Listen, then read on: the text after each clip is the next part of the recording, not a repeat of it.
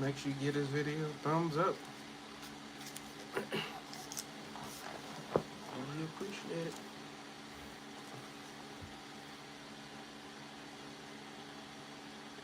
Tonight we're going to be finishing up the Meditations by Marcus Aurelius. That's not it.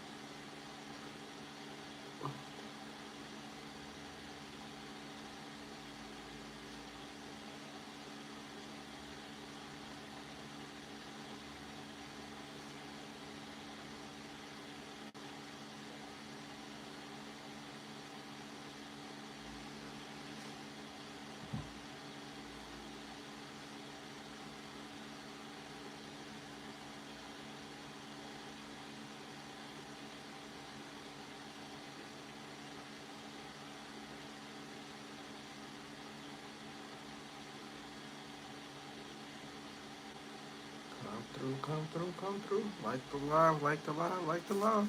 Make sure you comment it, subscribe, and if you haven't already subscribed, if you would like to share, not if you would like to share, but it'd be great if you shared this with me. I really appreciate that.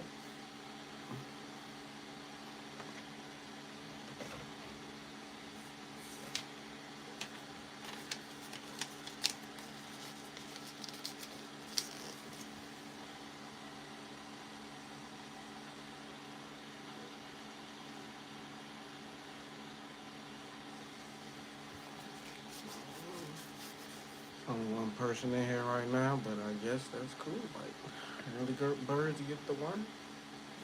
We're gonna just start this. We'll finish this book off tonight, Meditations. In days, if you return to the observance of moral principles and to the cult of reason, you will appear a god to them who now esteem you a wild beast or indeed. Order not your life as though you had 10,000 years to live. Fate hangs over you. While you live, while yet you may, be good. How much he gains in leisure who looks not Get to his what video his neighbors say thumbs up. or do Really or appreciate it. intend, but considers only how his own actions may be just and holy, looking not, as Agathon says, to the moral example of others, but running a straight course and never turning therefrom. He who is careful and troubled about the fame which is to live after him, considers not that each of those who remember him must very soon die himself, and thereafter also the succeeding generation, until every memory of him, handed on by excited and ephemeral admirers, dies utterly away. Grant that your memory were immortal, and those immortal who retain it. Yet, what is that to you? Ain't nobody Ask liking not, the video. what is that to the dead? What's up with that? But to the living, what is the profit in praise, except it be in some convenience that it brings? And you now abandon what nature has put in your power in order to set your hopes upon the report of others. Whatever is beautiful at all is beautiful in itself. Its beauty ends there, and praise has no part in it. Nothing is the better or the worse for being praised. And this holds also of what is beautiful in the common estimation of material forms and works of art. Thus, true beauty needs nothing beyond itself, any more than law or truth or kindness or honor. For none of these gets a single grace from praise or one blot from censure. Does the emerald lose its virtue if one praise it or not? Can one, by scanting praise, depreciate gold, ivory, or purple, a lyre, or a dagger, a flower, or a shrub? Y'all are hard crowd to please, us, Mike. Ain't nobody giving how, no you likes. ask, has the air contained them from eternity? How I answer, does the earth contain so many bodies buried during so long a time? Just as corpses, after remaining for a while in the earth, change and are I understand like dissipated this to book make is a room for sleeper. others. Not a lot of people even know who Marcus Aurelius is, but I understand. I'm a fan of history, so I have to of course I know about who he is and what he stood for. I'm not a philosopher, but I do got some philosophy in me, within me. So this is definitely a book that you can learn from, study. Like it'll help you throughout your life, no matter what. And this was written in like AD, 160, 170 AD. So that was a long time ago, but it still rings true today. So So also the souls, liberated into air, remain for a little and then are changed, diffused, rekindled, and resumed into the universal productive spirit, and so give way to it others was the who complete come to take opposite. their places. Anybody who's This may seen serve for an answer. anybody who's seen Gladiator knows like his son is a fucking jackass and was really like that in real life. Really fucked up Rome after his dad like was one of the most I ain't gonna say peaceful because they did go through war, but still like he was one of the most the best king. I mean emperors they had in Rome. But his son came and fucked up his name. But you know it's crazy. Back then they wasn't even allowing their son to take the run the empire after them. They was adopting people and they was raising them up from youth to take their place. But Marcus Aurelius like he wanted to have his son, and yet look what his son did. Like so, sometimes you can't even give it to your child, the business or whatever it is you got going on in life, because you don't know if they meant for it, if they ready for it or not. I haven't listened to that. I haven't, but I'm gonna check it out. Definitely gonna check it out. I'm a big fan of Julius Caesar as well. I talk about him a lot on my live, so definitely gonna check that out. On the supposition that the soul survives the body, but we have not merely to consider the number of bodies thus buried in the earth. There are also all the living creatures eaten day by day by ourselves and other animals. How great a multitude of them is thus consumed, and as it were buried in the bodies of those who feed upon them. Yet there is ever space to contain them, owing to the changes into blood, air, and fire. What then is the key to this inquiry? Discrimination of matter and cause. Swerve not from your path. In every impulse, render justice its due, and in all thinking, be sure that you understand. I am in tune with all that is of thy harmony, O nature. For me, nothing is too early, and nothing is too late that comes in thy good time. All is fruit to me, O nature, that thy seasons bring. From thee are all things, thou comprehendest all, and all returns to thee. The poet says, O dear city of Cecrops, shall I not say, dear city of God?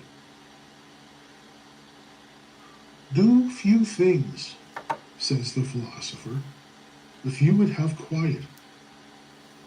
This is perhaps a better saying. Do what is necessary. Do what the reason of the being that is social in its nature directs. Do it in the spirit of that direction. By this, you will attain the calm that comes from virtuous action, and that calm also which comes from having few things to do. Most things you say and do are not necessary. Have done with them, and you will be more at leisure and less perturbed. On every occasion, then, ask yourself the question, is this thing not unnecessary? And put away not only unnecessary deeds, but unnecessary thoughts.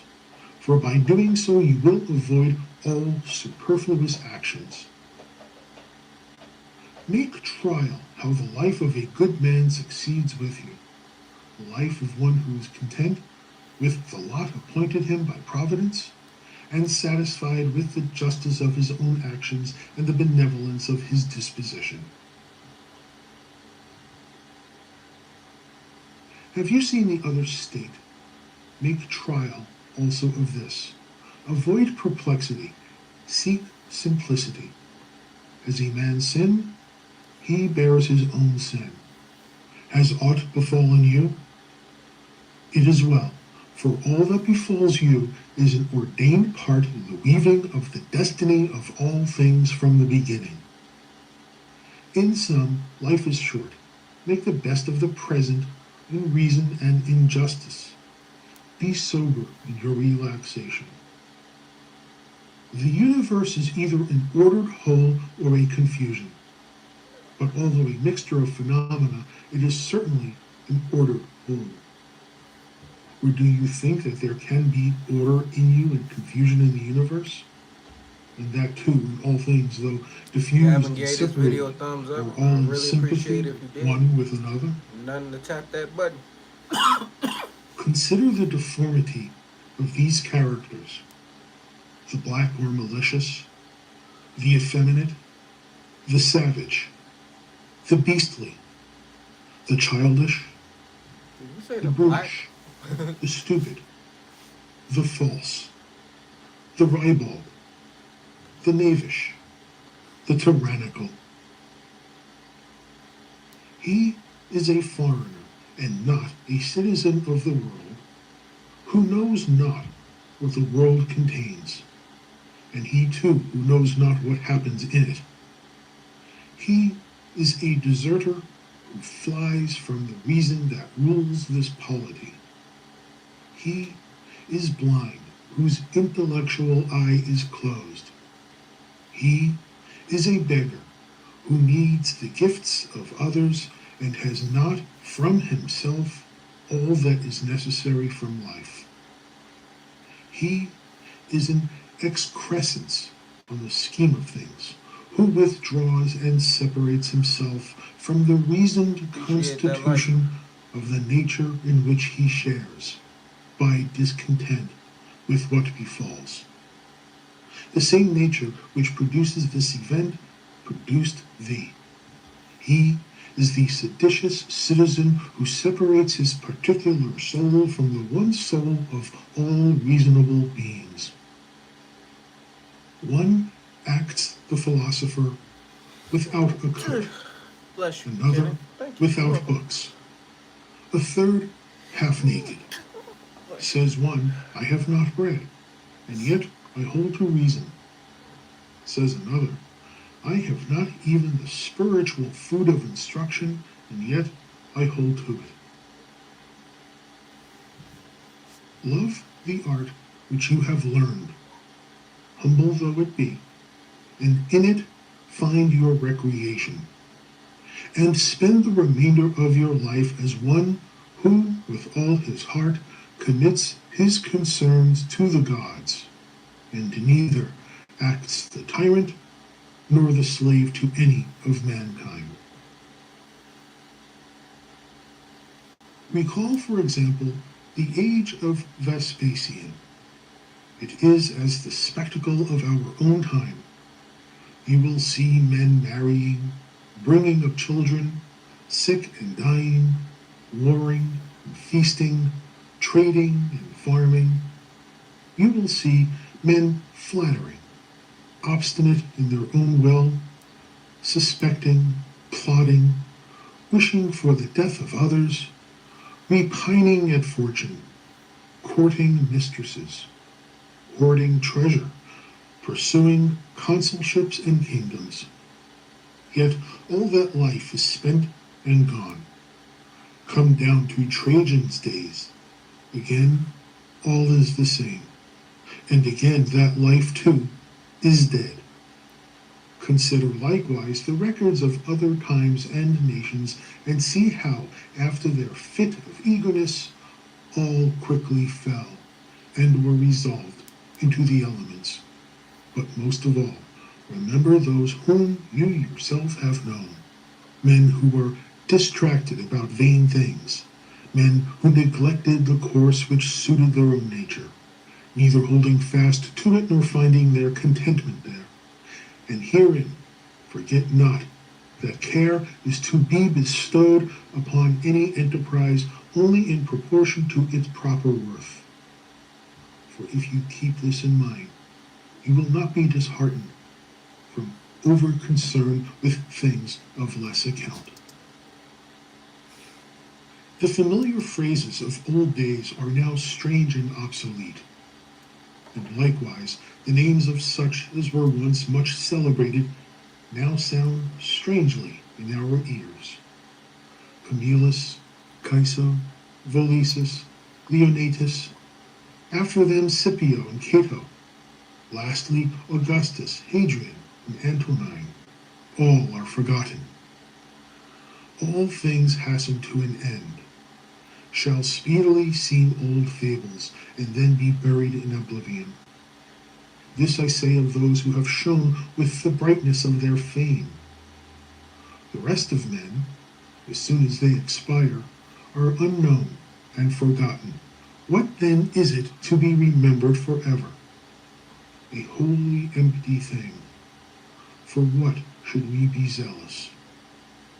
For this alone, that our souls be just, our actions unselfish, our speech ever sincere, and our disposition such as may cheerfully embrace whatever happens, seeing it to be inevitable, familiar, and sprung from the same source and origin as we ourselves.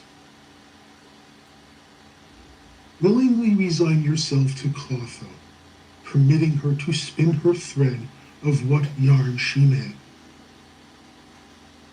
All things are for a day, both what remembers and what is remembered. Observe continually that all things exist in change, and keep this thought ever with you, that nature loves nothing more than changing what things now are, and making others like them.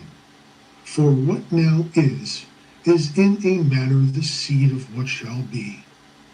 Therefore conceive not that that alone is seed which is cast into the earth or the womb, for that is the thought of ignorance. You are presently to die, and yet you have not attained to simplicity or calm, or to disbelief that you can be hurt by things external. You have not learned to be kindly to all men, or to count just dealing the whole of wisdom. Scan closely that which governs men. See what are their cares, and what they pursue or shun. That which is evil for you exists not in the soul of another, nor in any change or alteration of the body which surrounds you. Where then is it? It lies in that part of you by which you apprehend what evil is. Stay the apprehension, and all is well.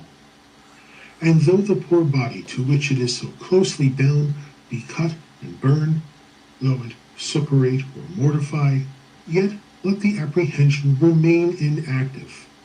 That is, let it judge nothing, either good or bad, which can happen equally to the bad man and to the good. For that which befalls equally him who lives in accord and him who lives in discord with nature can neither be natural nor unnatural. Ever consider this universe as one living being, with one material substance and one spirit. Observe how all things are referred to the one intelligence of this being, how all things act on one impulse, how all things are concurrent causes of all others, and how all things are connected and intertwined. Thou art a poor soul, saddled with a corpse, said Epictetus. There is no evil for things which subsist and change, and there can be no good for things which subsist without it. Time is a river, a violent torrent of things coming into being. Each one, as soon as it has appeared, is swept away. It is succeeded by another, which is swept away in its turn. All that happens is as natural and familiar as a rose in spring or fruit in summer. Such are disease and death, calumny and treachery, and all else which gives fools joy or sorrow. Consequence follow antecedents by virtue of a special and necessary connection. This relation is not that which exists in a mere enumeration of independent things, and depends merely on some arbitrary convention. It is a rational relationship. And just as things now existing are arranged harmoniously together, so those which come into existence display no bare succession, but a wonderful harmony with what preceded. Remember always the sayings of Heraclitus, that the death of earth was to become water, the death of water to become air, and the death of air to become fire, and so conversely. Remember in what a case he is who forgets whither the way leads, that men are frequently at variance with their close and constant companion, the reason which rules all, that men count strange that which they meet every day, that we should neither act nor speak as though in slumber, although even in slumber we seem to act and speak, nor yet like children learning from their parents, with a mere acceptance of everything just as we are told it. If some god were to inform you that you must die tomorrow, or the next day at farthest, you would take little concern whether it was to be tomorrow or the next day. That is, if you were not the most miserable of cowards. For how small is the difference?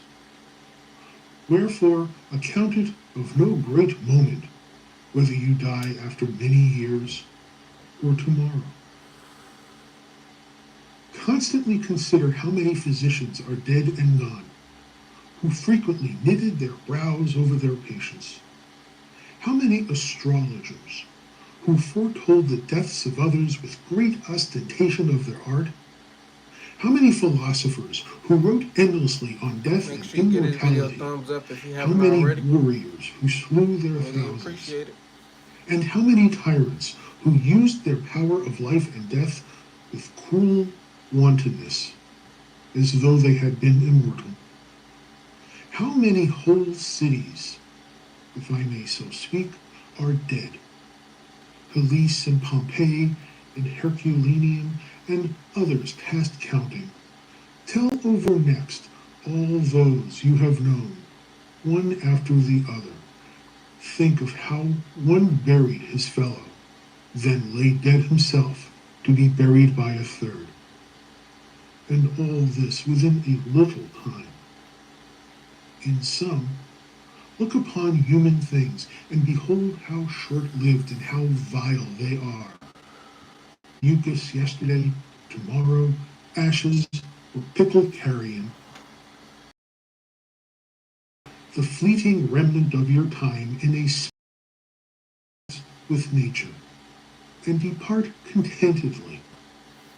So the olive falls when it is grown ripe, blessing the ground from whence it sprung, and thankful to the tree that bore it. Be like a promontory against which the waves are always breaking. It stands fast and stills the water that rage around it. Wretched am I, says one, that this has befallen me. Nay, say you, Happy am I who, though this has befallen me, can still remain without sorrow, neither broken by the present nor dreading the future. The like might have befallen any one, but every one would not have endured it untamed. Why then should we dwell more on the misfortune of the incident than on the felicity of such strength of mind?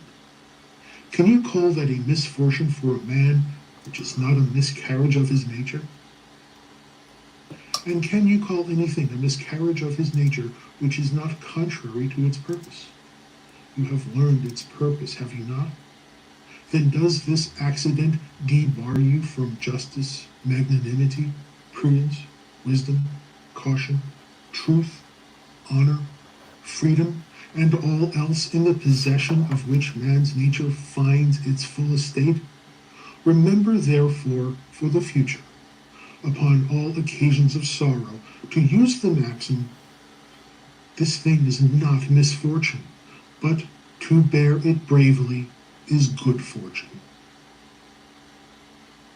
It is a vulgar meditation, and yet very effectual for enabling us to despise death, to consider the fate of those who have been most earnestly tenacious of life and enjoyed it longest. Wherein is their gain greater than that of those who died before their time? They are all lying dead somewhere or other. Cadicianus, Fabius, Julian, Lepidus, and their fellows saw the corpses of multitudes carried to their grave, and then themselves were carried thither. In sum, how small was the difference of time, spent painfully amid what troubles, among what worthless men, and in how mean a carcass. Think it not a thing of value, rather look back into the eternity that gapes behind, and forward into the other abyss of immensity. Compared with such infinity, small is the difference between a life of 3 days and one of 3 ages, like Nestor's. Run ever the short way. The short way is the way according to nature. Therefore speak and act according to the soundest rule, for this resolution will free you from much toil and worry, and from all artful management and ostentation. End of the 4th book. Book 5. In the morning, when you find yourself unwilling to rise, have this thought at hand. I arise to the proper business of man, and shall I repine at setting about that work for which I was born and brought into the world? Am I equipped for nothing but to lie among the bedclothes and keep warm? But you say it is more pleasant so. Is pleasure then the object of your being, and not action and the exercise of your powers? Do you not see the smallest plants, the little sparrows, the ants, the spiders, the bees, all doing their part and working for order in the universe as far as in them lies? And you will refuse the part in this design which is laid on man? Will you not pursue the course which accords with your own nature? You say, I must have rest, assuredly, but nature appoints a measure for rest, just as for eating and drinking. In rest, you go beyond these limits, and beyond what is enough. But in action, you do not fill the measure, and remain well within your powers. You do not love yourself. If you did, Yeah, you hear that? When it comes to wrestling, motherfuckers got all the time in the world to like just chill. But when it comes to putting in work and trying to accomplish something in your life, you get lazy. That's how I was. I ain't even gonna lie. I had all the time in the world to take naps all day, but I wasn't truly accomplishing nothing. And once I got out of that and I started focusing that energy on like creating content, like I've seen the progress pretty quickly. But it hasn't been quick because I've been like on this journey for a minute now, like so almost 5 years to be exact. So a lot of lessons I had to learn, a lot of books I had to read. This is just one of those books that I came across that helped me on my journey. you would love your nature and its purpose. Others who love the art that they have made their own exhaust themselves with laboring at it, unwashed and unfed. But you honor your own nature less than the carver honors his carving, less than the dancer honors his dancing, the miser his gold, or the vain man his empty fame. These men, when desire takes them, count food and sleep well lost if they can better realize the object of their longings, and shall the pursuit of the common good seem less precious in your eyes and worthy of a lesser zeal? How easy it is to thrust away and blot out each impression that is disturbing and unfit, and forthwith to enjoy perfect tranquility. Judge no speech or action unworthy of you which is consistent with nature. Be not dissuaded with any consequent criticism or censure from others, but if the speech or action be honorable, judge yourself worthy to say or do it. Those who criticize you have their own conscience and their own motives. Those you are not to regard, but follow a straight course, guided by your own nature and the nature of the universe, both of which point the same way. I walk the way which is nature's, until at last I shall fall and be at rest. Breathing out my breath into the air wherefrom I daily drew it, falling on that earth whence my father drew his seed, my mother her blood, and my nurse the milk which nourished me, on that earth which has given me my daily food and drink through all these years, which sustains my footsteps and bears with me her manifold abuser. Men cannot admire you for your shrewdness. Be it so. But there is many another quality of which you cannot say, it is not in me. Display these. They are wholly in your power. Be sincere. Be dignified. Be painstaking. Scorn pleasure. Repine not at fate. Need little. Be kind and frank. Love not exaggeration and vain talk. Strive for greatness. Do you not see how many virtues you might show of which you are yet content to fall short, though you have not the excuse that they are absent, or that you are unfit for them? Are you driven by some want in your equipment to be querulous, to be miserly, to be a flatterer, to reproach your body with your own faults, to cringe to others, to be vainglorious, to have all this restlessness in your soul? No, by the gods, you might have escaped these vices long ago. All your fault, then, is that you are somewhat slow and dull of comprehension. This you should strive to correct by exercise, neither neglecting your dullness nor taking a mean pleasure in it. Some men, when they have done you a favor, are very ready to reckon up the obligation they have conferred. Others again are not so forward in their claims, but yet in their minds consider you their debtor, and well know the value of what they have done. A third sort seem to be unconscious of their service. They are like the vine, which produces its clusters and is satisfied when it has yielded its proper fruit. The horse when he has run his course, the hound when he has followed the track, the bee when it has made its honey, and the man when he has done good to others. Make no noisy boast of it, but set out to do the same once more, as the vine in its season produces its new clusters again. Should we then be among those who, in a manner, not know what they do? Assuredly, but this very thing implies intelligence, for it is a property of the unselfish man to perceive that he is acting unselfishly, and surely to wish his fellow also to perceive it. True, but if you misapprehend my saying, you will enter the ranks of those of whom I spoke before. They too are led astray by specious reasonings. But if you have the will to understand what my principle truly means, fear not that in following it, you will neglect the duty of unselfishness.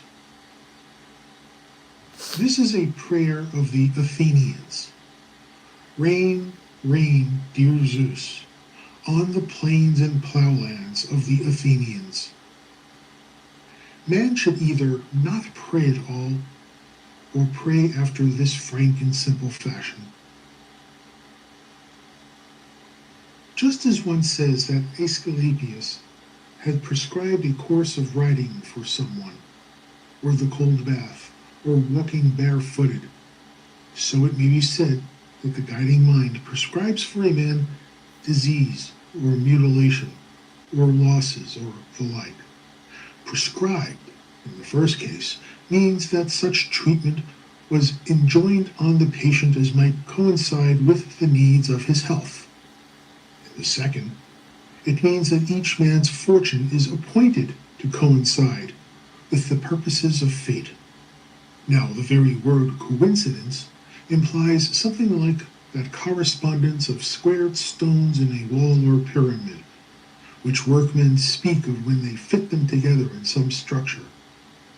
All things are united in one bond of harmony, and just as all existing bodies go to make the visible world what it is, so destiny, as the general cause, is compounded of all particular causes. The most unphilosophical grasp my meaning, for they say, fate gave this to so-and-so. This was appointed or prescribed for him. Let us then receive the decrees of fate as we receive the prescriptions of Aesculapius. He prescribes many things for us, and some of them are harsh medicines. Yet we obey him gladly in the hope of health. Conceive, therefore, that, for nature, the doing of her work and the fulfilling of her purposes are, as it were, her health. And welcome all that happens, even should it seem hard fortune, because it tends to the health of the universe and to the prosperity and felicity of Zeus. He would not have brought this or that on any man did it not contribute to the good of the whole, nor does any part of nature's system bring aught to pass which suits not with her government. For two reasons then you should content yourself with what befalls you. The first is that it was created and ordained for you, and was in a manner related to you from the beginning, in the weaving of all destinies from the great first causes. The second is that even what happens severally to each man contributes to the well-being and prosperity of the mind which governs all things, and indeed even to its continued existence. For the whole is maimed if you break in the slightest degree this continuous connection, whether of parts or causes, and this you are doing your best to break and to destroy whenever you repine at fate. Fret not, neither despond nor be disheartened, if it be not always possible for you to act according to your principles of perfection. If you are beaten off, return again to the effort, and content yourself that your conduct is generally such as becomes a man.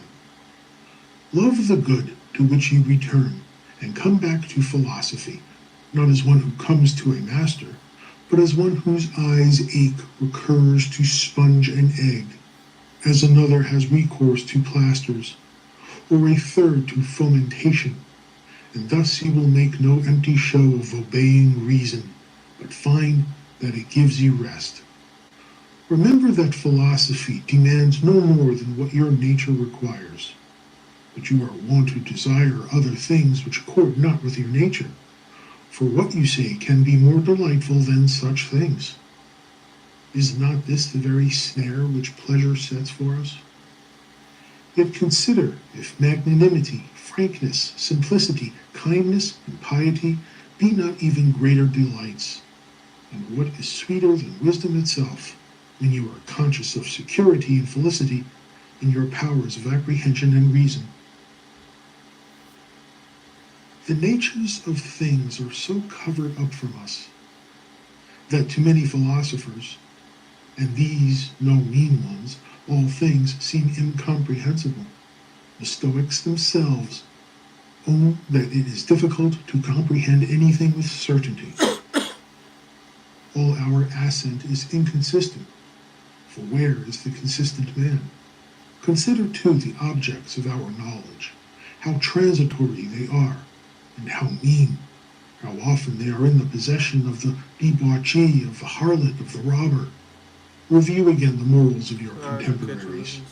It is scarcely possible to tolerate the best mannered among them, not to say that a man can scarcely tolerate himself. Ain't no such thing as Amid such darkness and filth, in this perpetual flux of substance, of time, of motion, and of things moved, I can perceive nothing worthy of esteem or of desire. On the contrary, we should comfort ourselves as we await our natural dissolution, and not be vexed at the delay, but find rest in these thoughts. First, that nothing can befall us which is not in accord with the nature of all things.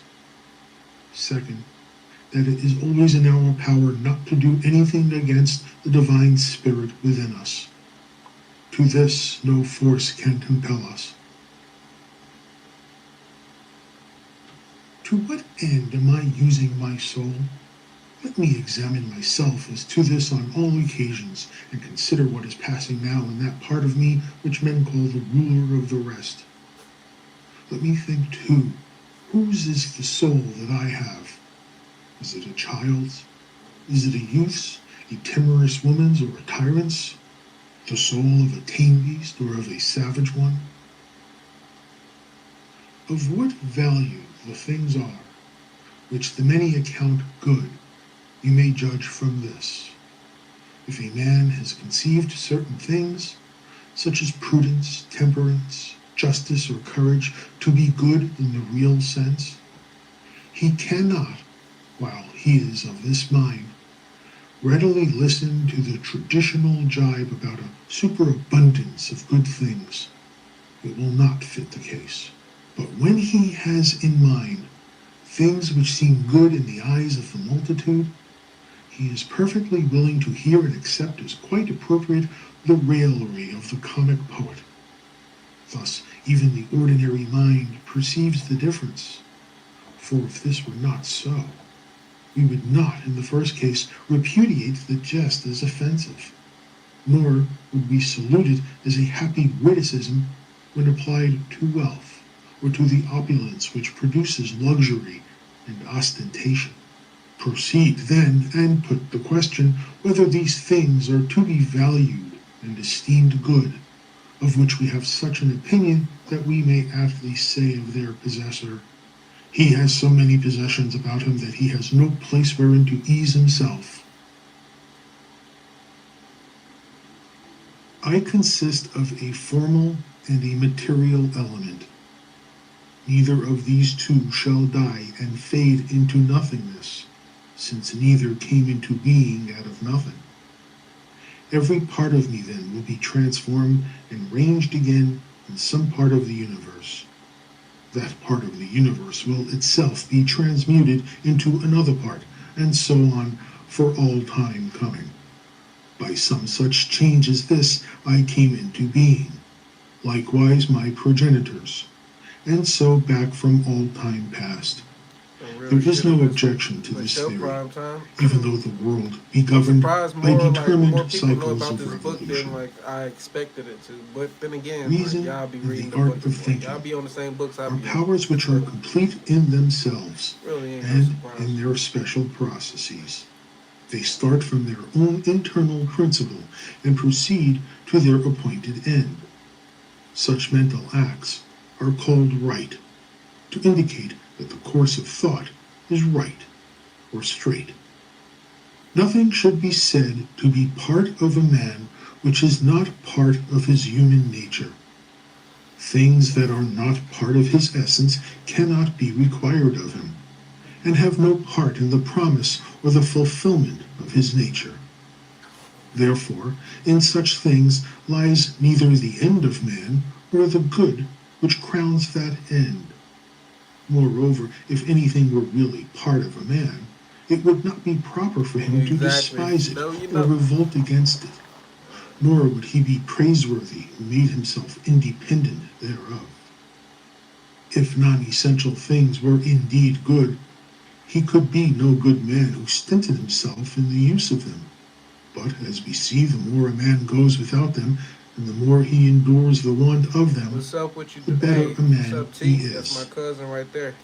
The Jonathan. character of your most Back with frequent another video. impressions will be the character of your mind.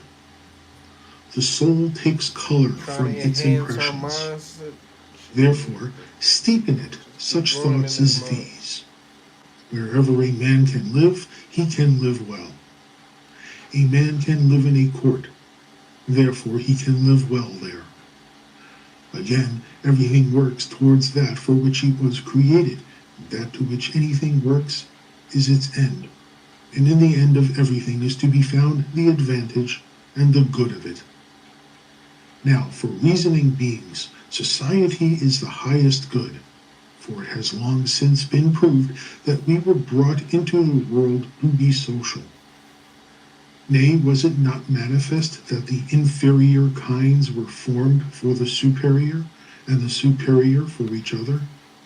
Now the animate is superior to the inanimate, and beings that reason to those that only live.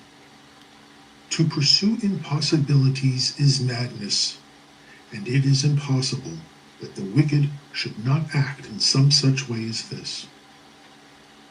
Nothing can befall any man which he is not fitted by nature to bear. The like events befall others, and either through ignorance that the event has happened, or from ostentation of magnanimity, they stand firm and unhurt by them. Strange, then, that ignorance or ostentation should have more strength than wisdom. Material things cannot touch the soul at all, nor have any access to it. Neither can they bend or move it.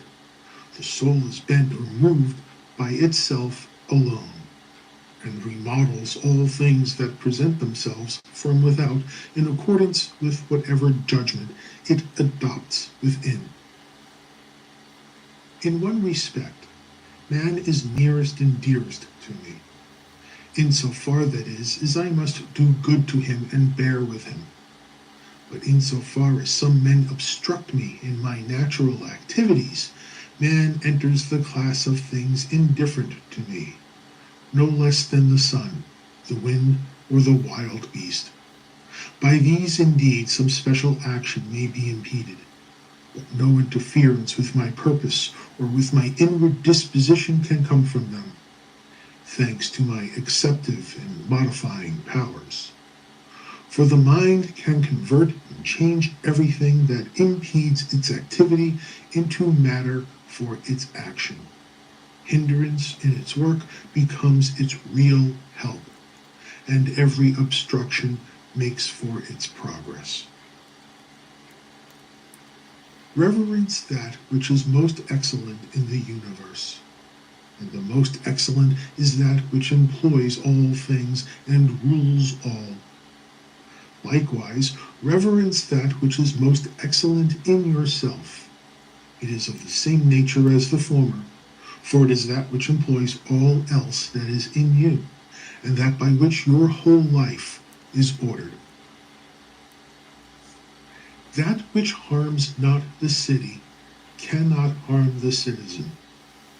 Apply this rule whenever you have the idea that you are hurt. If the state be not hurt by this, neither am I harmed. And if the state be hurt, we should not be wrathful with him who hurt it. Consider where lay his oversight. Consider frequently how swiftly things that exist or are coming into existence are swept by and carried away. Their substance is a river perpetually flowing. Their actions are in continual change, and their causes subject to 10,000 alterations. Scarcely anything is stable, and the vast eternities of past and future, in which all things are swallowed up, are close upon us on both hands. Is he not then a fool who is puffed up with success in the things of this world, or is distracted or worried, as if he were in a time of trouble likely to endure for long? Keep in mind the universe of being in which your part is exceedingly small, the universe of time of which a brief but fleeting moment is assigned to you, the destiny of things and how infinitesimal your share therein. Does another wrong me? Let him look to that. His character and Yep, I his did that one. actions That's are in his the own. So it's much in is my in my playlist, the present book club possession and is playlist. dispensed to me by the nature of things, and I act as my own nature now So, bids oh me. yeah, so I done probably done like over 10 books so far. Like, so I done did Think and Grow Rich, The Strangest Secret, the Emerald Tablets of Thoth. We did the Celestine Prophecy. Like, so these videos are all in my playlist, in the book club playlist or the live stream playlist. So whatever I post, right after I got on live, I'll automatically put it in the playlist. So, like I said, next, even though I'm not no religious person, we're gonna listen to the Bible because there's some stuff I want to decode in there. Like, I'm talking about like not in one sitting, but like just over a time period. I'm gonna listen to the whole Bible because people don't understand. There's always some things you can learn there, even if it ain't the quote unquote whole truth. Like, there's still like game, like, and a lot of information that can you can use on your journey. So, even, like I say, even though I'm not a Christian, I used to be, but I do want to listen to the Bible. Definitely some of the stories. It's about the stories in there for me, like the story of Moses, Joseph, like just different stories that I want to tap into, like, dive in. And there's some controversial stuff that's in the Bible that I want to talk about too. So we're gonna do that, and I don't know how long that's gonna take, but it's probably we're gonna start that one after we finish this book. So make sure y'all be tuning in.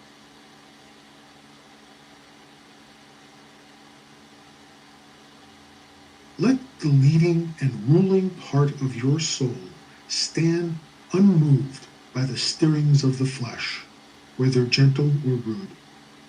Let it not commingle with them, but keep itself apart, and confine these passions to their proper bodily parts.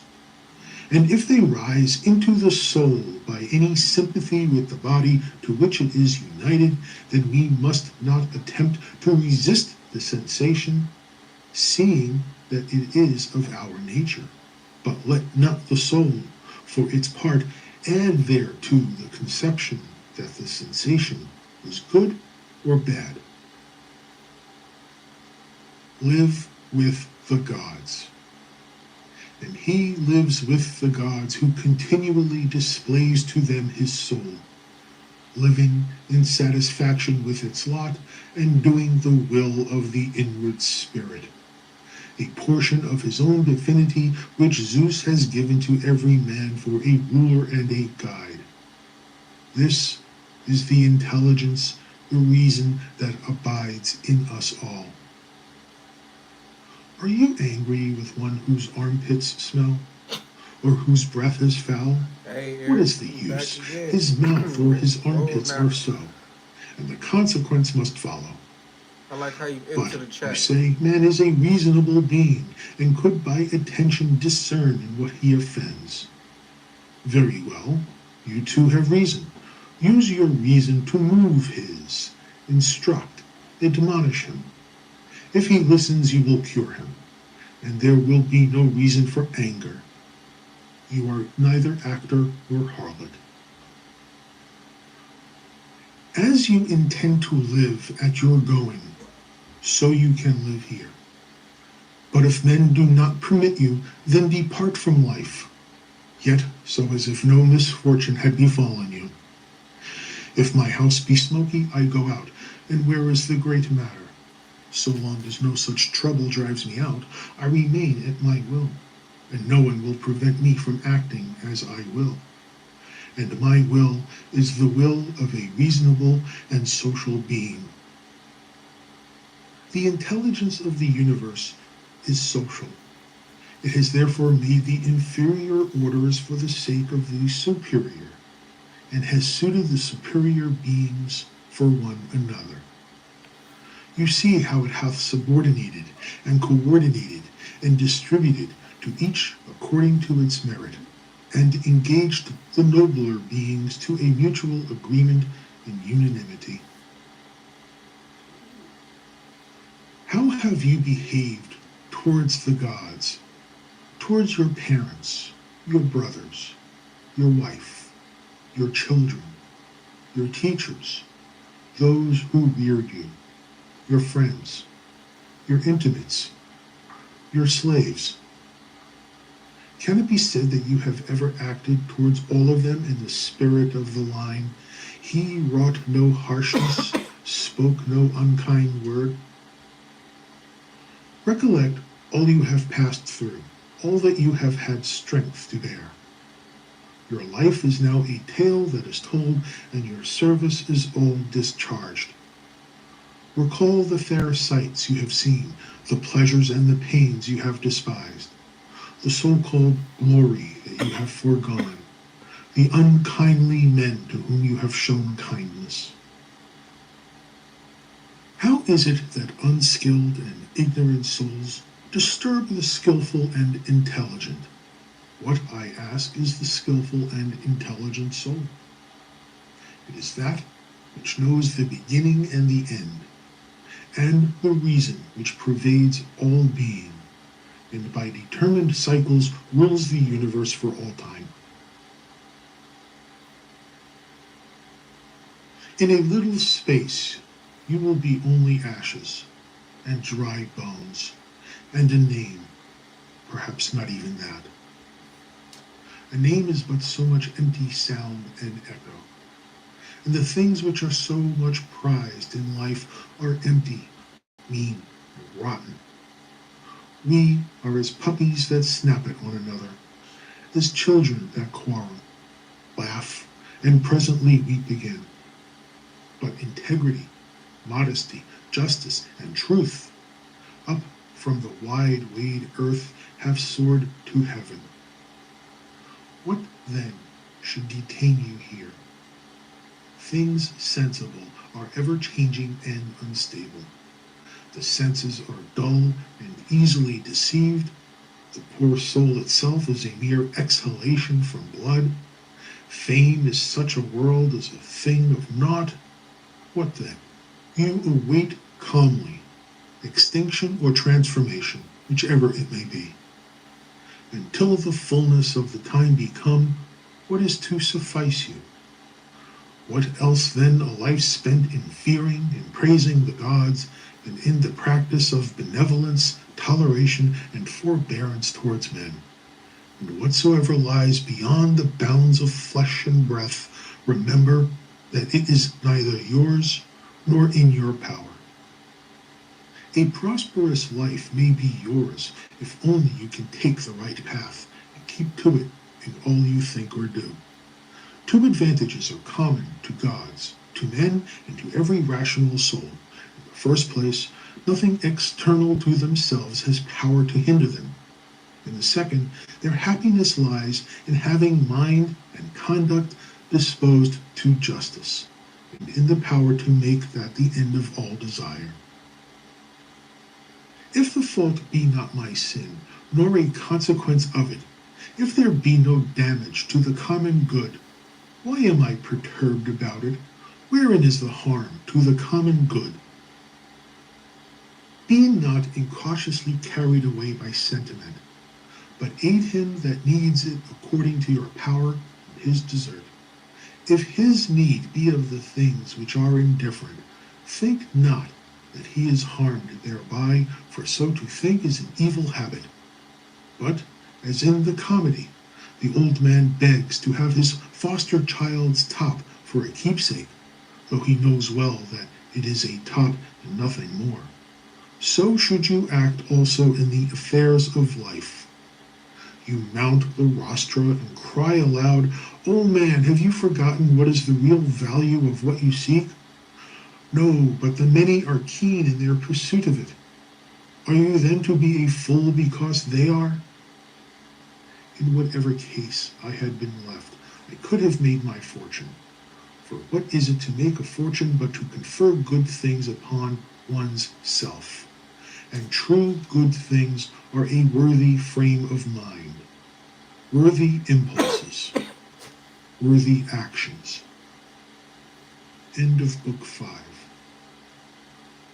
Book 6. The substance of the universe is docile and pliable. The mind which governs it has in itself no source of evil doing. It has no malice, it does no ill, and nothing is hurt by it. By its guidance, all things come to be and fulfill their being. Act the part which is worthy of you, regarding not whether you be stiff with cold or comfortably warm, whether you be drowsy or refreshed with sleep, whether you be in good report or bad, whether you be dying or upon some other business. For death also is one piece of the business of life. And here as elsewhere, it is enough to do well what comes to our hand. Look within, let not the proper quality or value of anything escape you. All that exists will very speedily change, by rarefaction, if all substance be one, otherwise by dispersion. The guiding mind knows what its own condition is, how and upon what matter its work is done. The best revenge is not to copy him that wronged you. Find your sole delight and recreation in proceeding from one unselfish action to another, with God ever in mind. The ruling part of you is that which rouses and steers itself, making itself what it wishes to be, and making all that happens take such appearance as it will. All things are accomplished according to the will of universal nature. There is no other nature to influence them, which either comprehends the former from without, or is contained within it, or exists externally and independent of it. The universe is either a confusion, raveled and unraveled again, or else a unity compact of order and forethought. If it be the former, why should I wish to linger amid this aimless chaos and confusion, or have any further care than how to become earth again? Nay, why am I disturbed at all? Dissolution will overtake me, do what I please. But if the latter be the case, I adore the ruler of all things. I stand firm and put my trust in him. Whenever your situation forces trouble upon you, return quickly to yourself and interrupt the rhythm of life no longer than you are compelled. Your grasp of the harmony will grow surer by continual recurrence to it. Had you at one time both a stepmother and a mother, you would respect the former, yet you would be more constantly in your mother's company. Your court and your philosophy are stepmother and mother to you. Return then frequently to your true mother, and recreate yourself with her. Her consolation can make the court seem bearable to you, and you to it.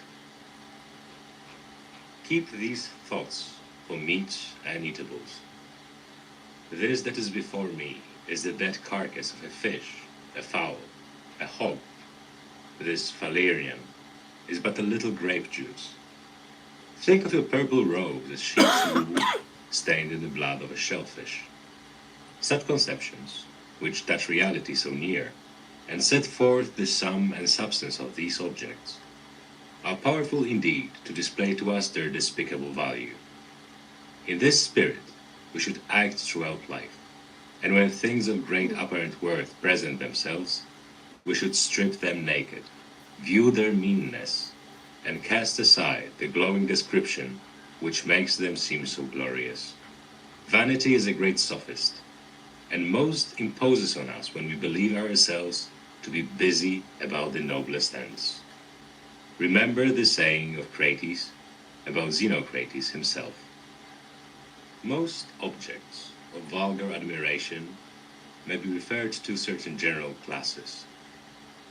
There are first those which hold together by cohesion or by some organic unity, such as stone, timber, figs, vines, or olives.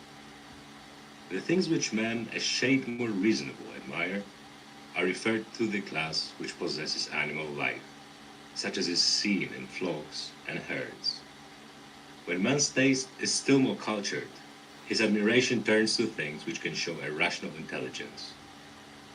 But he admires this intelligence not as a universal principle, but only so far Hey, as he thank finds y'all it for expressed tuning in in. Make art sure y'all give this or video a industry, thumbs up if you or haven't indeed, already. sometimes merely so far as it is exhibited by his retinue of artist slaves. But he who values rational intelligence as a universal thing and as a social force will care nothing for these other objects of admiration. He will, above all things, strive to preserve his own mind in all its rational and social instincts Thank and you for that, Mike. activities, and to this end, he will cooperate with any of his kind. Some things hasten into being, some hasten to be no more. Even as a thing is born, some part of it is already dead.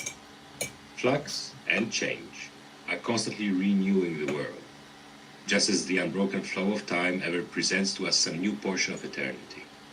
In this vast river, on whose bosom there is no tarrying, what is there among the things that sweep by us that is worth the prizing? It is as if a man grew fond of one among a passing flight of sparrows, when already it had vanished from his sight. Our life itself is much like a vapor of the blood, or a drawing in of air. Our momentary actions of inhalation and exhalation Exactly. are one in kind to that Time to whole roll power up. of breathing, which yesterday Hey, and it's the gonna day be before, kind of odd when I start we listening received to the at birth, Bible and smoking weed. and which we must restore again I to wonder the how source like from whence we drew it. a religious person would feel about when they twist. Used them without Oh shit! I pride. didn't fucking click back.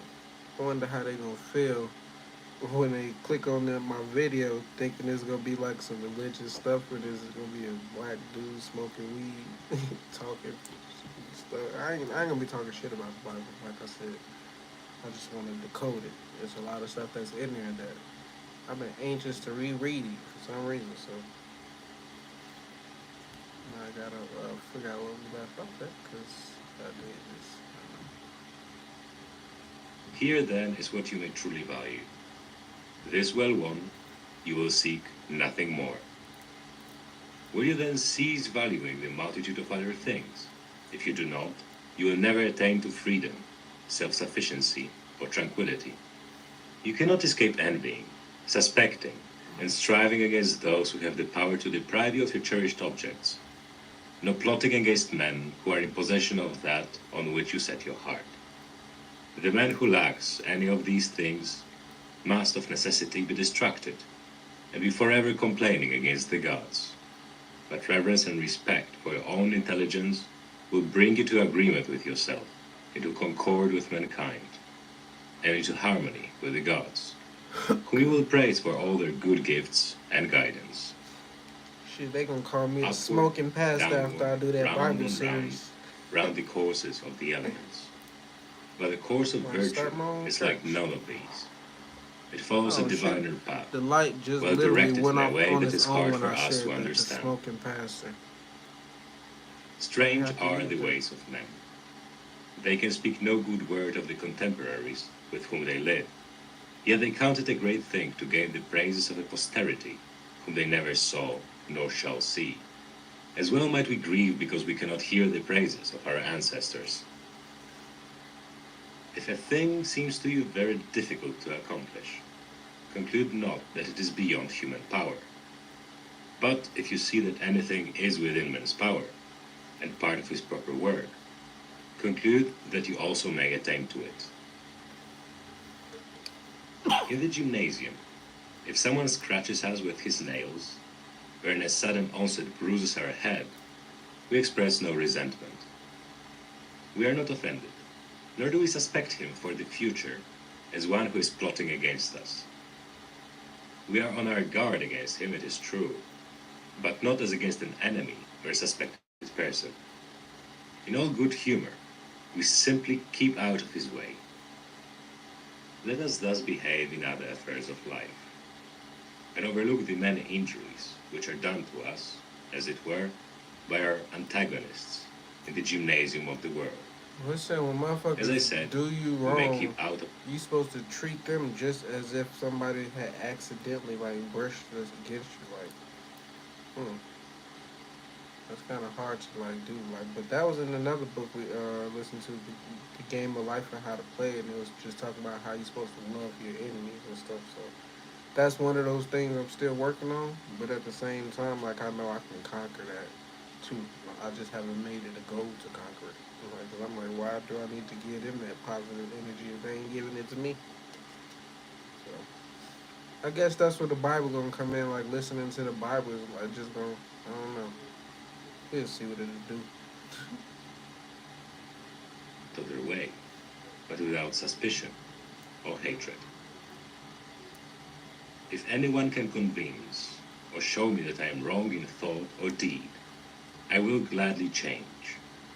It is Facts. truth that I seek. I be saying that a lot. I'm like, what Nipsey Hussle said, he said, if what I believe is proved to be wrong, then I guess I'm a miracle. It ain't the same thing what he just said, but if you can prove me wrong about what I believe, then like I'll change my beliefs.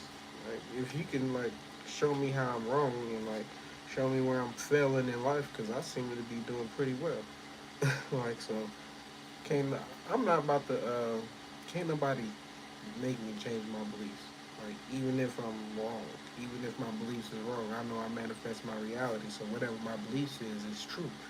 Just like anybody who believes in a religion, believe in holidays and fucking Easter Bunny and Santa Claus. When kids believe in Santa Claus, they get a Christmas every year. As soon as they wake up and realize Santa ain't real, guess what? Them presents stop coming like that. So it's just like that. Kids, we all stay waking up. Like no matter how old you is, you gonna wake up. Like that's literally when the kid finds out Santa Claus, the Tooth Fairy, all of that shit is not real. It's like they're waking up to another reality. Like oh shit, like this shit was been y'all been lying to me my whole life. Are you reading the book to us? No, actually, it's playing. I'm just talking right now, but we listen to the audio book and then I just pause. Then we talk. Where is this? We listening to the book though, like so. I just pause it to talk. So, Dr. NY, shout out to you for showing up. Like so, hey, let me play the book so you can see how it is. And truth never yet hurt any man. What does hurt is persistence in error or in ignorance. I do my duty, And we have and for the discussions rest, about the book am too. not Like so, distracted it's by a book anything which is club inanimate or with irrational, butts, we or which has and lost or ignores the proper books. way. Conversations, Use the brute however they go, they creation, go. and also all material No things, problem, no in the problem at spirit all. of magnanimity and freedom, which becomes him who has reason in using that which has it not. Towards men who Make have sure y'all reason, get this video a act in a thumbs up. social spirit. Really appreciate it. In every business, call the gods to aid thee, nor trouble how long this business shall endure. 3 hours spent therein may suffice you. Alexander of Macedon and his muleteer, when they died, were in a like condition. They were either alike resumed into the seminal source of all things, or alike dispersed among the atoms. Consider all the many things, both physical and spiritual, that are doing within each of us at the very same instant of time. And you will wonder the less at the far greater multitudes of things, even all that is, which exist together in the one and all, which we call the universe. Should someone ask you how the name Antoninus is written, would you not carefully pronounce to him each one of the letters? Should he then begin an angry dispute about it, would you also grow angry, and not rather mildly count over the several letters to him? Thus in life remember that each duty is made up of a number of elements. We should observe all these calmly, and, without anger at those who are angry with us, we should set about accomplishing the task which lies before us. Is it not cruel to restrain men from pursuing what appears to be their own advantage? And yet, in a manner, you deny them this liberty when you show anger at their errors. Men are assuredly attracted to what seems to be their own advantage. Yes, you say, but it is not their advantage. Instruct them then, and make this evident to them, but without anger. Death is the cessation of the sensual impressions, of the impulses of the passions, of the questionings of reason, and of the servitude to the flesh. It is shame and dishonor that in any man's life the soul should faint from its duty, while the body still holds out. See to Hey, it my that you bro, follow back all in the here again, Caesarism. for sure. Avoid that stain, We on this or it may marathon. come to you. Can't stop, won't Guard your stop. simplicity, your goodness, your sincerity, your dignity, your reticence, your love of justice, your piety, your kindliness, your affection for your kin, and your constancy to your duty. Endeavor earnestly to continue such as philosophy would make you. Reverence the gods, and help mankind. Life is short, and the one fruit of it in this world is a pure mind and unselfish conduct. Be in all things the disciple of Antonine. Imitate his resolute constancy to rational action, his level equability, his godliness, Okay. his serenity of countenance, his Yeah. sweetness Now, of when you temper, tell me to ignore his you, contempt you walk of in, vainglory, now you his want keen something. attempts to comprehend things.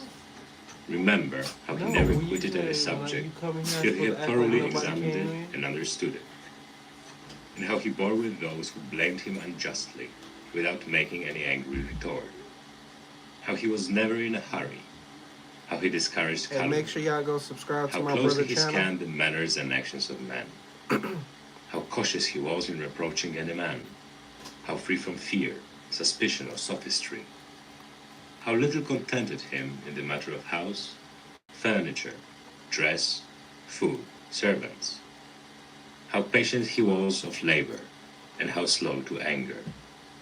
So abstemious was his life that he could hold out until evening without relieving himself except at the usual hour. What a firm and loyal friend he was, how patient of frank opposition to his opinions, how glad if anyone could set him right, how religious he was, and yet how free from superstition. Follow in his steps, that your last hour may find you with a conscience as easy as his. Sober yourself, recall your senses, shake sleep from you, and know that it was Sorry, a I dream can't that sober troubled myself, bro. About to And smoke this you. blunt. Now that you are broad awake again, regard the waking world as you did the dream. I am made up of a frail body and a soul. To To the understand, body, like, all to things are know, indifferent, because it somebody better open the door for that, my dog. Making all that noise. But to know, like, white people in the early days, like, they was woke too. Like, they was, like, that's how they are the elite. That's why the elites are in position now. Because they've been handing the information down. Like, these meditations have been handed down over hundreds and thousands of years, and black people like they don't even want to read a fucking article in the fucking newspaper. Well, not the newspaper. Well, who fucking reads the newspaper today? But still, why? That's why the quote unquote elites got their position, because they got our shit. They knowledge is our knowledge. The fucking shit that they be doing, that came from Kemet, Egypt, to Houthi, the Emerald Tablets of Thoth. All of that came from black people. But somehow, I mean, I ain't gonna say somehow, like I said, the Moors went to Spain, conquered Spain, made them slaves, gave them our information, not just conquer Spain, they conquer other motherfuckers too. That's why black people had to suffer they fucking karma for. They had to become slaves because the Moors was out conquering white motherfuckers. So, but the Moors was doing like I don't think they was taking it to the level. They probably was taking it. What's up, Tasha? They probably wasn't taking it to the level of like the white people, but like just imagine thousands of years ago, like black people just taking over Spain, fucking Europe, like in different countries, and like brainwashing them to like believe what black people, the Moors, believe. Like so, that's why they're in an elite position because they fucking took the information and ran with it. And then they realized, oh, we can't let black people get back on top. White people learn like, oh, we're not about to let white people go back into slavery again. We're not about to keep repeating that cycle. So they trying to keep black people suppressed. So I ain't gonna be. I ain't ever been suppressed. Pretty sure ain't none of y'all suppressed. What's up? Are you eating food? Are we eating food? Huh? No, I'm not. That's close. I thought you was eating. Girl, you doing too much. No, bye What's your bye. name? Huh? What's your name? My name ain't on there. It's them name. That was Tasha's name who popped up. Ooh, Okay, bye bye. I love you. Girl, what is on your face? What's up? No. Do you all love me? Girl, no. I love you. That's enough. You don't need your daddy to love you, girl. You gotta break her out of that thinking she need to be loved by everybody. Close my door, Athena.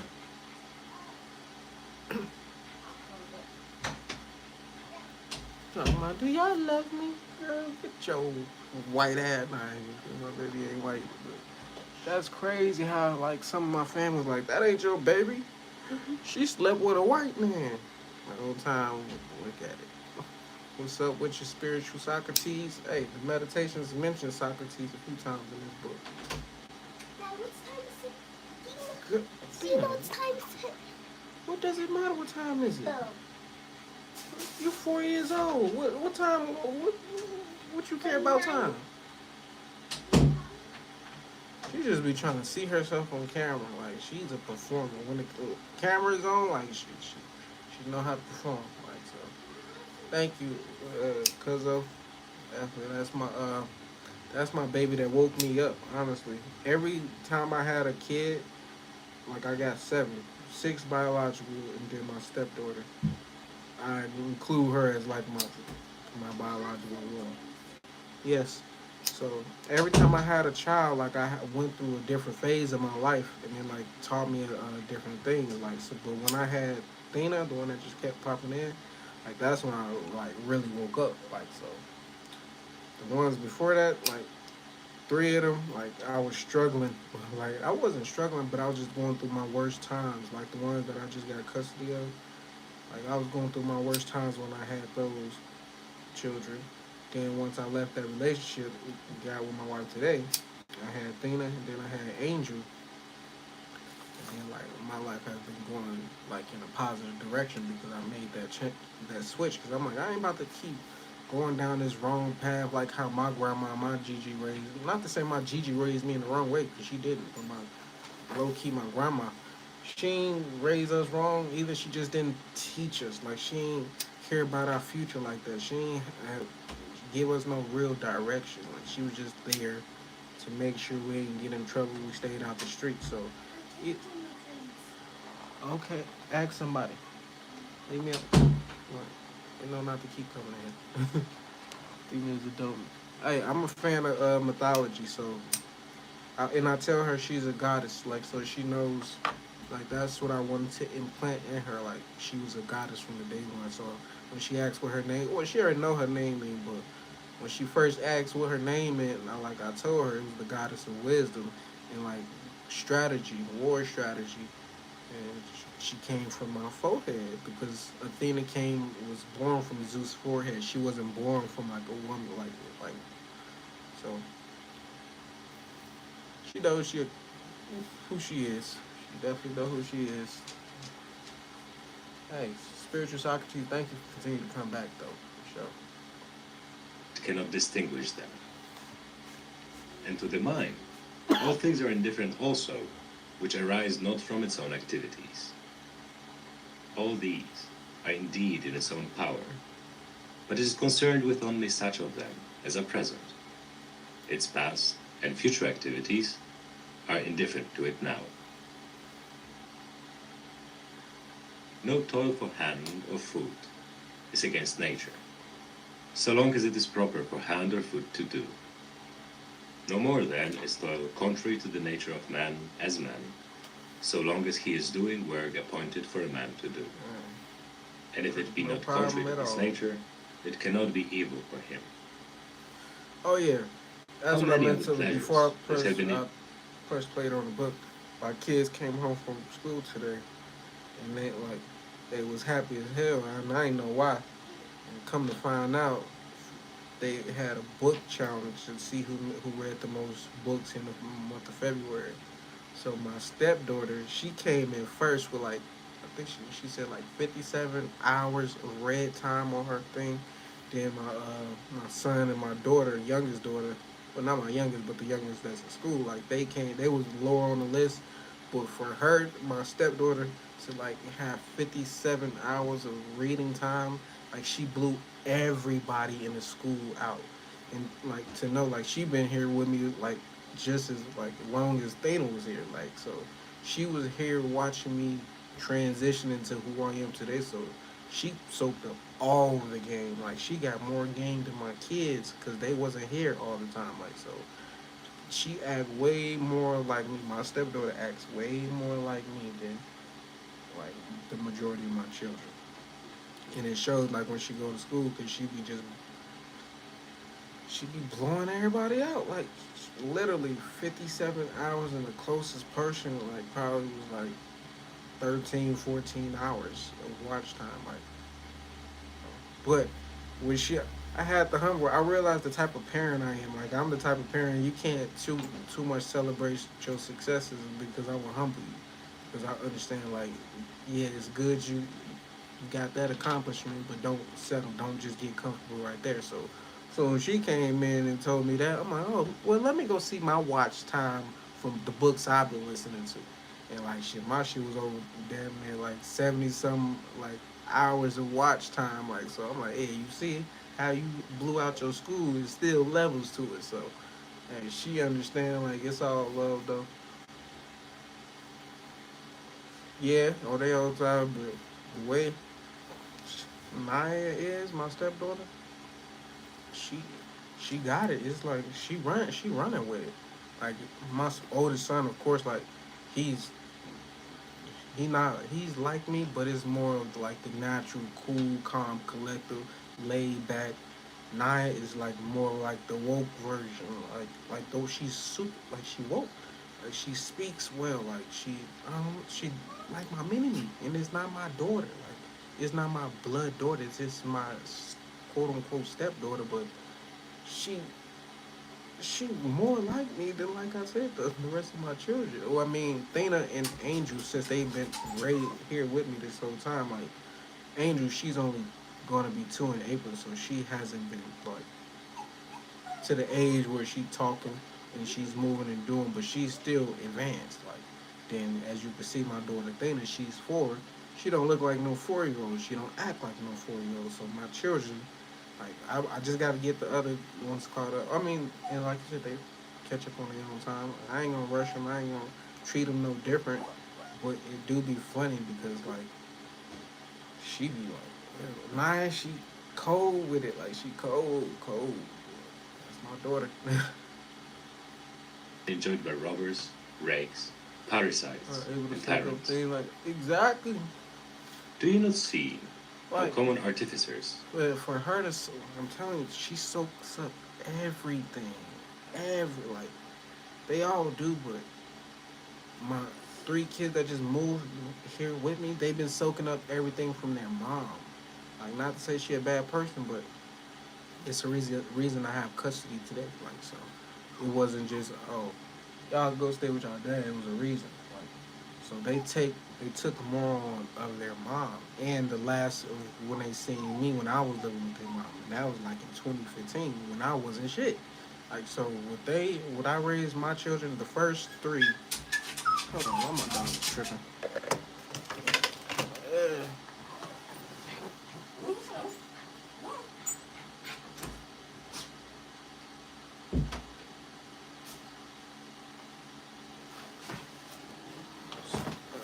but like I said, like raising my first, I didn't never even truly raise my oldest son until I came back from North Carolina in 2015. Like I know this is all kind of over the place, but like I said, when I had my first son, 19, I didn't know how to be a father. I didn't know how to raise no kid. Like I was just, I don't know, was in love, wanted to have a son.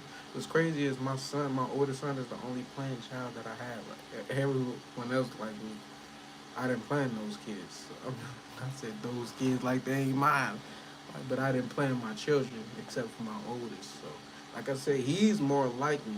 But if it came down to it, they was to all get older, and like if I was to judge them off like how they was now, they mindset, like Naya would run my company. She would run Positive Minds on it. Like I would feel comfortable with like leaving everything in her hands because like she the more likely. Like I see she got it. She gonna be a multi-millionaire billionaire. Multi-millionaire ain't even gonna be a thing because I'm gonna blow past that and I'm gonna make it hard for my children. Like I'm gonna make sure like I outshine. I do it so big that when it's like daytime to shine, like they ain't gonna have no choice but like to be astronauts, presidents, like things I didn't accomplish that I wanted to. So, but they getting that knowledge, like, cause I be playing these books all day. Like I'm on it all day. Like this is me 24/7. When talk like this to my children. Like so, they I don't sugarcoat nothing from them. I don't hide nothing from them. They know I smoke weed. They know I'm a veteran. I got PTSD. They know I'm a businessman. They know I'm a speaker. They know I do YouTube. Like they know everything. So, they are exactly. So for my three that just moved in, like, but I understand like they soak in the most thing like from the ages of like I think 1 through 7. So they're like I said, they soaked up a lot of I ain't gonna say bad. They soaked up a lot of bad habits. So it's about me like fixing those habits and knowing I can do it because I fix myself. So it's not like I gotta fix my kids. It's just like I gotta make sure when they get older and they go out into life, like they're not on the wrong path. Because, like I said, even though I was raised right, I still went down the wrong path, like with my decisions and bad choices in life. So, there's some positive stuff. Oh yeah, for sure. Let's get back to this book though. Though they may humor the public to a certain extent, cling to the rules of their art, and cannot endure to depart from them. Is it not Yeah, they grievous really then do. that That's the why I'm architect like and the so conscious physician about my should show moves. It greater makes I'm respect for always the moving rules right. of their several professions than man shows for his own reason, which he possesses in common with the gods? Asia and Europe are mere corners of the universe. The whole sea is but a drop, Athos, a clod. And All the present. it's funny. Something I noticed today, like my son, Trayvon, and Naya, they be like, got a rival, some type of rival. I guess it's because Naya, she knows she's more like me than they are. Like so, I was my other three kids was in the room. Naya wasn't in my office, and I asked them, I'm like, who does Naya act like? And they was like, you. And later on, when Naya came in the room, they started like going at it, and I'm like, Trayvon, you don't like how Naya treat you. You don't like that, do you? He's like, no. And I'm like, so did you say she acts like me? Like, so you don't like how I treat you? And he was all trying to get all in her face, and then Naya ended up snitching on him. I'm like, yeah, Dad. He said like, oh, when you was getting on him one day, and you left the room. He said when he get older, he gonna cuss you out and fight you. I'm like, wait, what? Like, But I understand this because I have to be strict on my son. Like I got not just my son, all my kids. Like I gotta be strict. I can't just be no soft ass dad letting them go into a world and I know this shit is cutthroat.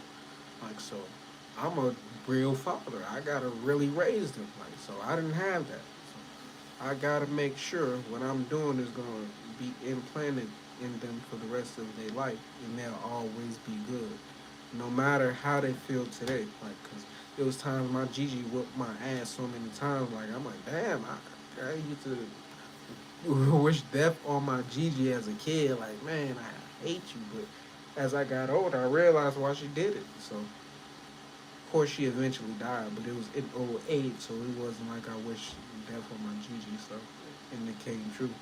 Like, cause that was, I'm telling you, like, as a adolescent, 8, 9, 10 year old man, I knew I was bad, but I was getting, we was getting so many ass whoopings every single day. It seemed like, and I'm like, man, I can't just keep doing this. So I will fight back. I will like stand up for myself. Like, so I was always that rebel with my like, who's you know my brother's name on YouTube is Jinx the Rebel. Like growing up in the household, I was really a rebel in that bitch. Like, fighting back, fighting everybody. Like if I felt disrespected, if I felt I was getting treated wrong for no reason, I was gonna stand up for myself. Like I ain't had, like I said, we ain't had no male father figures in the household. Like so, all I know is like just to defend myself. We we reincarnate many of times. So like what I've learned in all my past lives and up until this point, like is the reason I became this person. Like I've always been destined to be this way. Like and it's only gonna grow. It's only gonna evolve into a higher level. Like you only just seeing like the beginning of my journey so far. I mean, this ain't the beginning, but like it's still in early stages. Present is but an instant in eternity. All things are small, changeable, and fleeting. Everything proceeds from the universal intelligence, I either know I'm doing too directly much or as a today. consequence. Tripping. Thus, the jaws of lions, poisons, all evil things such as thorns or mire are the consequences of the ground and the beautiful. Do not then imagine that they are foreign to that which you revere, but consider well the source of all things. He who has seen the present has seen all that either has been from all eternity or will be to all eternity. For all things are alike in kind and form. Consider frequently the connection of all things in the universe and their relation to each other. All things are in a manner intermingled with one another and are therefore mutually friendly. For one thing comes in due order after another, by virtue of local movements and of the harmony and unity of the whole. Adapt yourself to the things which your destiny has given you. Love those with whom it is your lot to live, and love them with sincere affection. A tool, an instrument, a utensil, is in good case when it is fit for its proper work, yet its maker remains not by it. But within the organisms of nature there remains and resides the If power you which haven't gave this made them. video a thumbs up You yet, ought I therefore really appreciate it to if you do. reverence this power the more, believing that if you act in deference to its will, all will happen to you in reason. For so in reason the universe ranges all. Whenever we imagine that anything which lies not in our power is good or evil for us, if the evil befall us, or if we miss the good, we inevitably blame the gods and hate Uh, the men who are, or whom we suspect to be, the shit the you cause of our ask for, disaster. once you get it, and it ain't what you want, you gonna blame God or the devil. Motherfuckers don't never take accountability for the things that they really ask for, the things they really manifest into their own life. People don't realize it. We all use the law of attraction all the time because everything you think about will become your reality. Like so, whatever you think about the most on a day to day basis, that's what you're bringing into your life. Like so, motherfuckers is always blaming on something on the outside of them, but they never blame themselves. Like so, I had to learn to take accountability of like a lot of shit that I was doing, like, and I knew I couldn't blame. Huh? What? Are you eating food? What? Are you eating food? You can go eat food. I'm not hungry. Do you want chicken? No, I don't. What do mommy wants to eat? You gotta ask mommy. Where's she at? I don't know. Can you call her? No. If she calling you, now get out of here. Stop coming in and out of my room. You know I'm working. Bro, you're interrupting me. Or our loss. Our solicitude about such things leads to much injustice. But if we judge only the things that are in our power to be good or evil, there is no reason left for accusing the gods or for hating man. Oh yeah. You manifest everything. So like I said, whatever you think about the most on your day-to-day basis is what you're gonna keep bringing into your life. So stop blaming God for your. I mean, I guess it's cool when you pray for something and you finally get it, but even then, that's manifesting. Like that's the laws of attraction. That's a universal law. Like it's not based on God blessing certain people and God not blessing certain people. Like we all have the ability to get rich, get wealthy. Everybody, but we got karma. We got soulmates, karmic partners. We got shit that you come back on Earth. People say you come. I mean, you born alone, die alone. But honestly, you come with a soul tribe. Like that's why you got family that's here. You got best friends, wives, husbands. Like those are your soul tribe. So most people think you born alone, gonna die alone. Nah, it's gonna be some people waiting on you about time you die too. So We are all cooperating in one great firm, some with knowledge and understanding, oh, just interrupt me others today, ignorant anything? and without design. It is in Hey. this sense, I think, Hmm? that Heraclitus says that men are working even while they sleep, working together in all that is being done in the universe. Each works in a different way, and even those contribute abundantly who murmur and try to oppose and to frustrate the Came to course show of me her nature. bubbles. The world has need even of such as these. It remains then for you to make sure which is the class in which you rank yourself.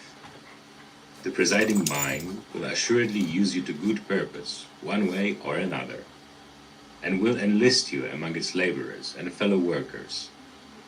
But see to it that the part that falls to you lie not in the vulgar comic passage of the play, of which Chrysippus has spoken. Does the sun pretend to perform the work of the rain, or Aesculapius that of Ceres? What of the several stars? Are they not different, yet all jointly working for the same end? If the gods took counsel about me, and what should befall me, doubtless then counsel was good. It is difficult to imagine gods wanting in forethought, and what could move them to do me wilful harm? What advantage would thence accrue, either to themselves or to the universe, which is their special care? If they have not taken counsel about me in particular, they certainly have done so about the common interests of the universe, and I therefore should accept cheerfully and contentedly the fate which is the outcome of their ordinance. If indeed they take no counsel about anything, which it were impious to believe, then let us quit our sacrifices, our prayers, and our oaths, and all acts of devotion which we now perform, as if they lived and moved amongst us.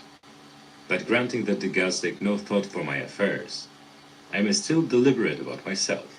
It is my business to consider my own interest.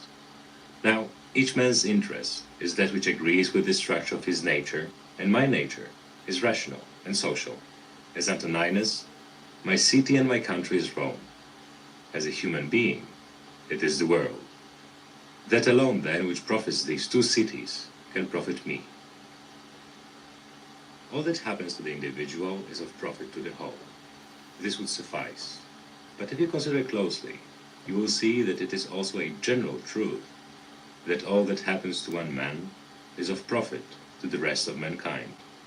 Profit here should be taken in a somewhat general sense, as referring to things indifferent.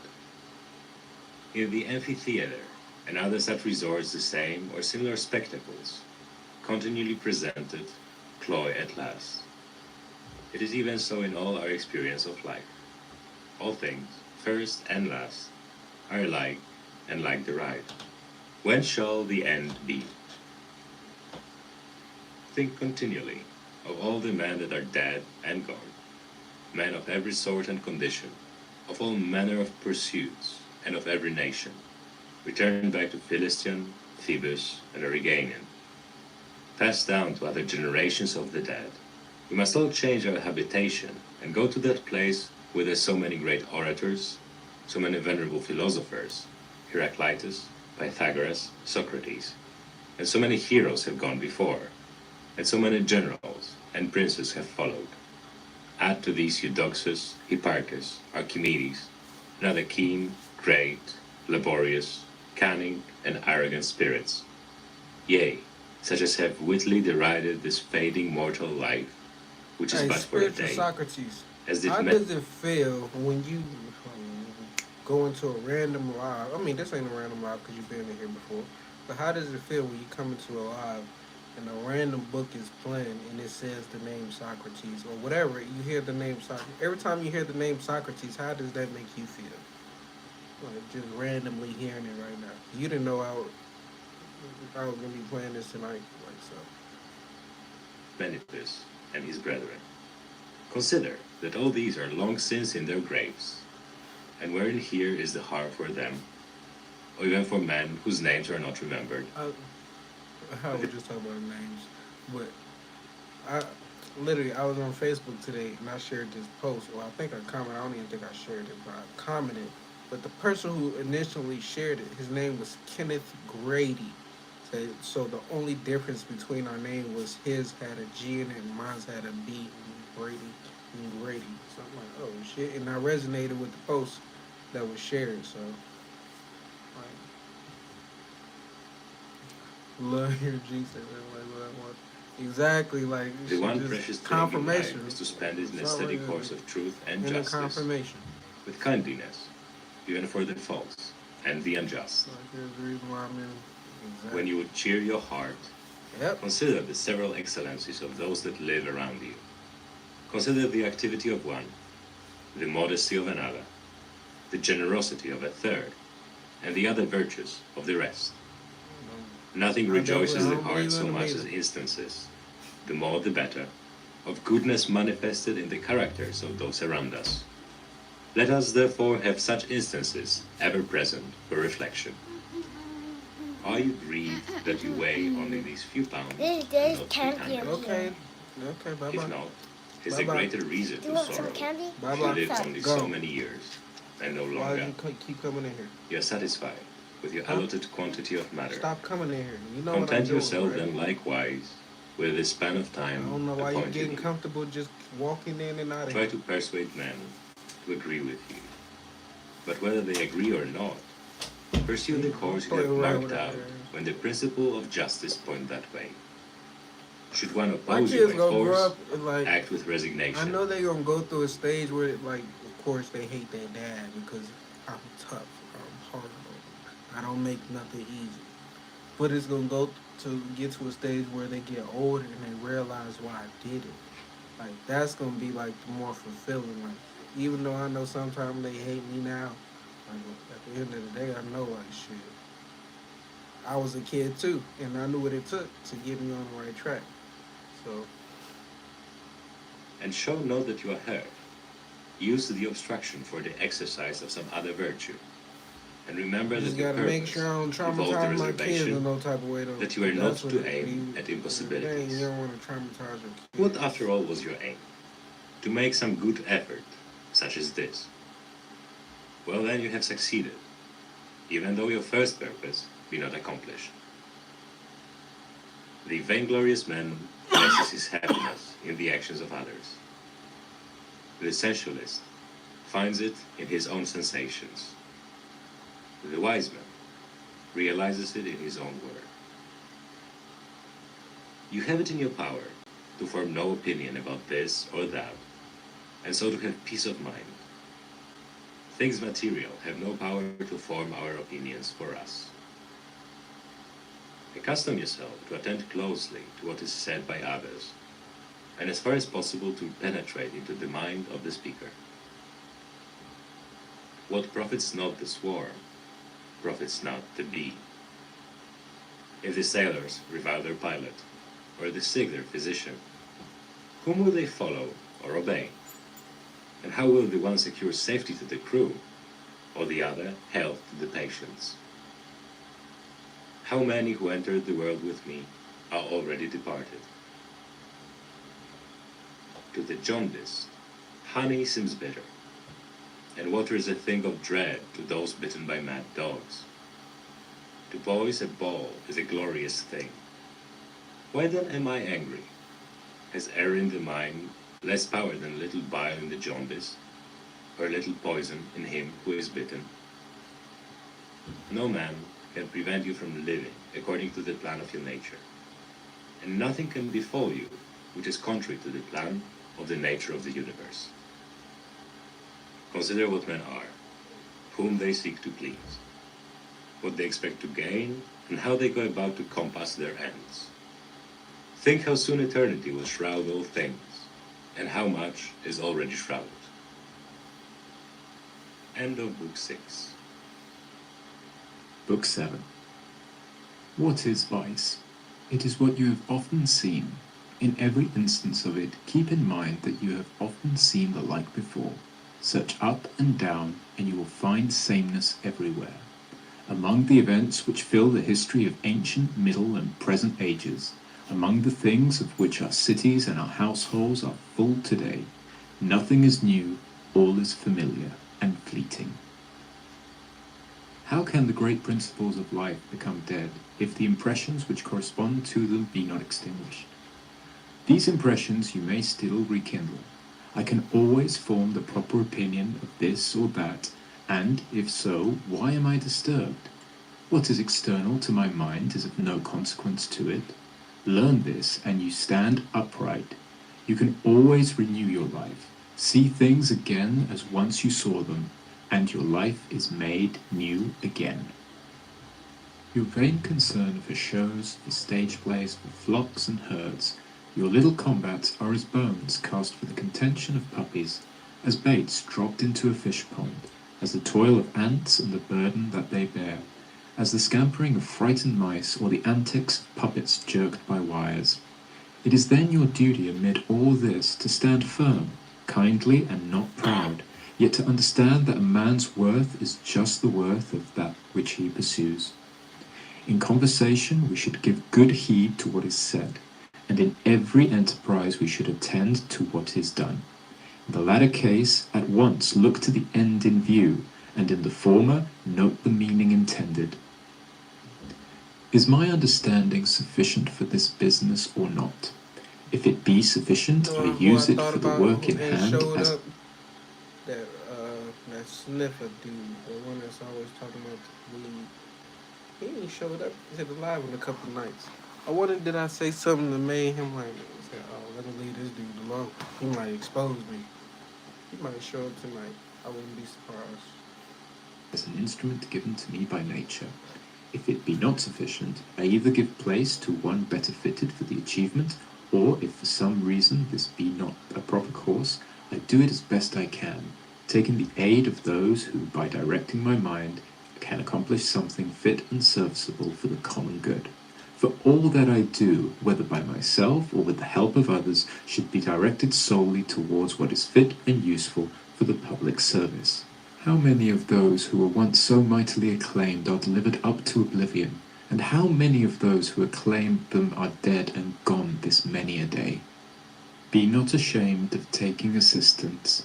It is laid upon you to do your part, as on a soldier when the wall is stormed. What then if you are lame and cannot scale the battlements alone, but can with another's help? Be not troubled about the future. You will come to it, if need be, with the same power to reason as you use upon your present business. All things are twined together in one sacred bond. Scarce is there one thing quite foreign to another. They are all ranged together, and leagued to form the same ordered whole. The universe, compact of all things, is one. Through all things runs one divinity. Being is one, and law, which is the reason common to all intelligent creatures. And truth is one as well. That is, if there be but one sort of perfection possible to all beings which are of the same nature and partake of the same rational power. Everything material is soon engulfed in the matter of the whole, and every active cause is swiftly resumed into the universal reason. The memory of all things is quickly buried in eternity. In the reasoning being to act according. Hey, I know this off the topic, but how many of y'all fans of Benny the Butcher? Benny the Butcher. He gonna be out here on the 24th. That's what I love about Vegas. Even though I don't give a fuck about celebrities, I do love music. So all the artists always come to Vegas. So J. Cole, the first year I moved out here, like J. Cole, I got to see him in concert for New Year's, and then we seen Nelly for my brother's birthday. Then like we seen DJ Esco. Like so, I had in the club. That's what I seen. But overall, like it be multiple celebrities who be coming. I don't never go like see nobody because I don't really care about that shit. But it is a good way to network though. Like so, might have to pop up. Nah, I'm gonna be out of town. Yep, I ain't gonna be able to make that. Hey, so Jinx, you might want to get a feature from Benny the Butcher. That's who you need. Like you need to get that feature from Benny the Butcher, bro. Go to that. It's $30 for the general admission. Try to get some backstage passes. Fucking meet him. Hey, let his fan base hear your shit, and then watch they get hooked. Cause he got a dope fan base. That's what's helping my channel grow, like shit, Nipsey Hussle fan base. And a couple other people's. According to nature I ain't is to having act my own according to personal reason. fan base on YouTube. Be So I have upright to use either somebody by else's. nature or by correction. In an organic unity, bodily members play the same part as reasoning beings among separate existences, since both are fitted for one joint operation. This thought will come home to you more vividly if you say often to yourself, I am a member of the mighty organism which is made up of reasoning beings. If instead of a member you say that you are merely a part, you have not as yet attained to a heartfelt love of mankind. As yet you love not well-doing for its own sake alone, and you still perform your bare duty with no thought that you are your own benefactor by the deed. From the world without let, what will affect whatever parts are subject to such affection? Let the part which suffers complain, if it will, of the suffering. But I, if I admit not that the hap is evil, remain uninjured. Not to admit it is surely in my power. Let any one say or do what he pleases. I must be a good man. It is just as gold or emeralds or purple might say continually, let men do or say what they please. I must be an emerald and retain my luster. The soul which rules you vexes not itself. It does not, for example, awake its own fears or arouse its own desires. If another can raise grief or terror in it, let him do so. By its own impressions it will not be led into such emotions. Let the body take thought, if it can, for itself, lest it suffer anything and complain when it suffers. The soul, by means of which we experience fear and sorrow, and by means of which indeed we receive any impression of these, will admit no suffering. You cannot force it into any such opinion. The ruling part is in itself free from all dependence, unless it makes itself dependent. Similarly, it can be free from all disturbance and obstruction, if it does not disturb and obstruct itself. To have good fortune is to have a good spirit or a good mind. What do you here, imagination? Be gone, I say. Even as you came, I have no need for you. You came, you say, after your ancient fashion. I'm not angry with you, only be gone. Do you dread change? What can come without it? What can be pleasanter or more proper to the universal nature? Can you heat your bath unless wood undergoes a change? Can you be fed unless a change is wrought upon your food? Can any useful thing be done without changes? Do you not see, then, that this change also which is working in you is even such as these, and alike necessary to the nature of the universe? Through the substance of the universe, as through a torrent, all bodies are born. They are all of the same nature, and fellow workers with the whole, even as our several members are fellow workers with one another. How many a Chrysippus, how many a Socrates, how many an Epictetus hath the course of ages swallowed up? Let this thought be with you about every man and upon all occasions. For this alone I am concerned, that I do nothing that suits not the nature of man, nothing as man's nature would not have it, nothing that it wishes not yet. The time is at hand when you shall forget all things, and when all things shall forget you.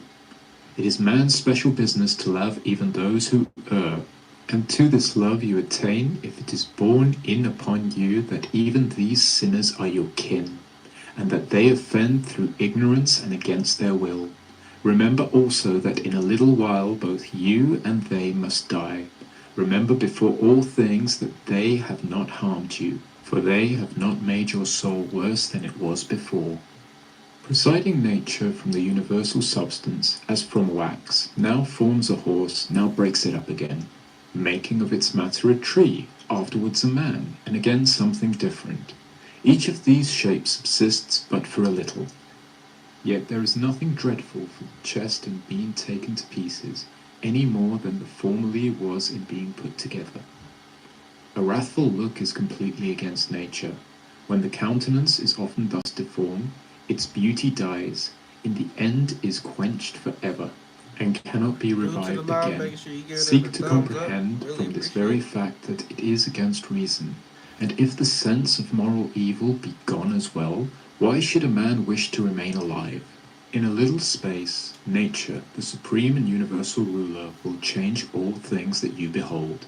Out of their substance she will make other things, and others again out of the substance of these, so that the universe may be ever new. Whenever someone offends you, consider straightway how he has erred in his conceptions of good or evil.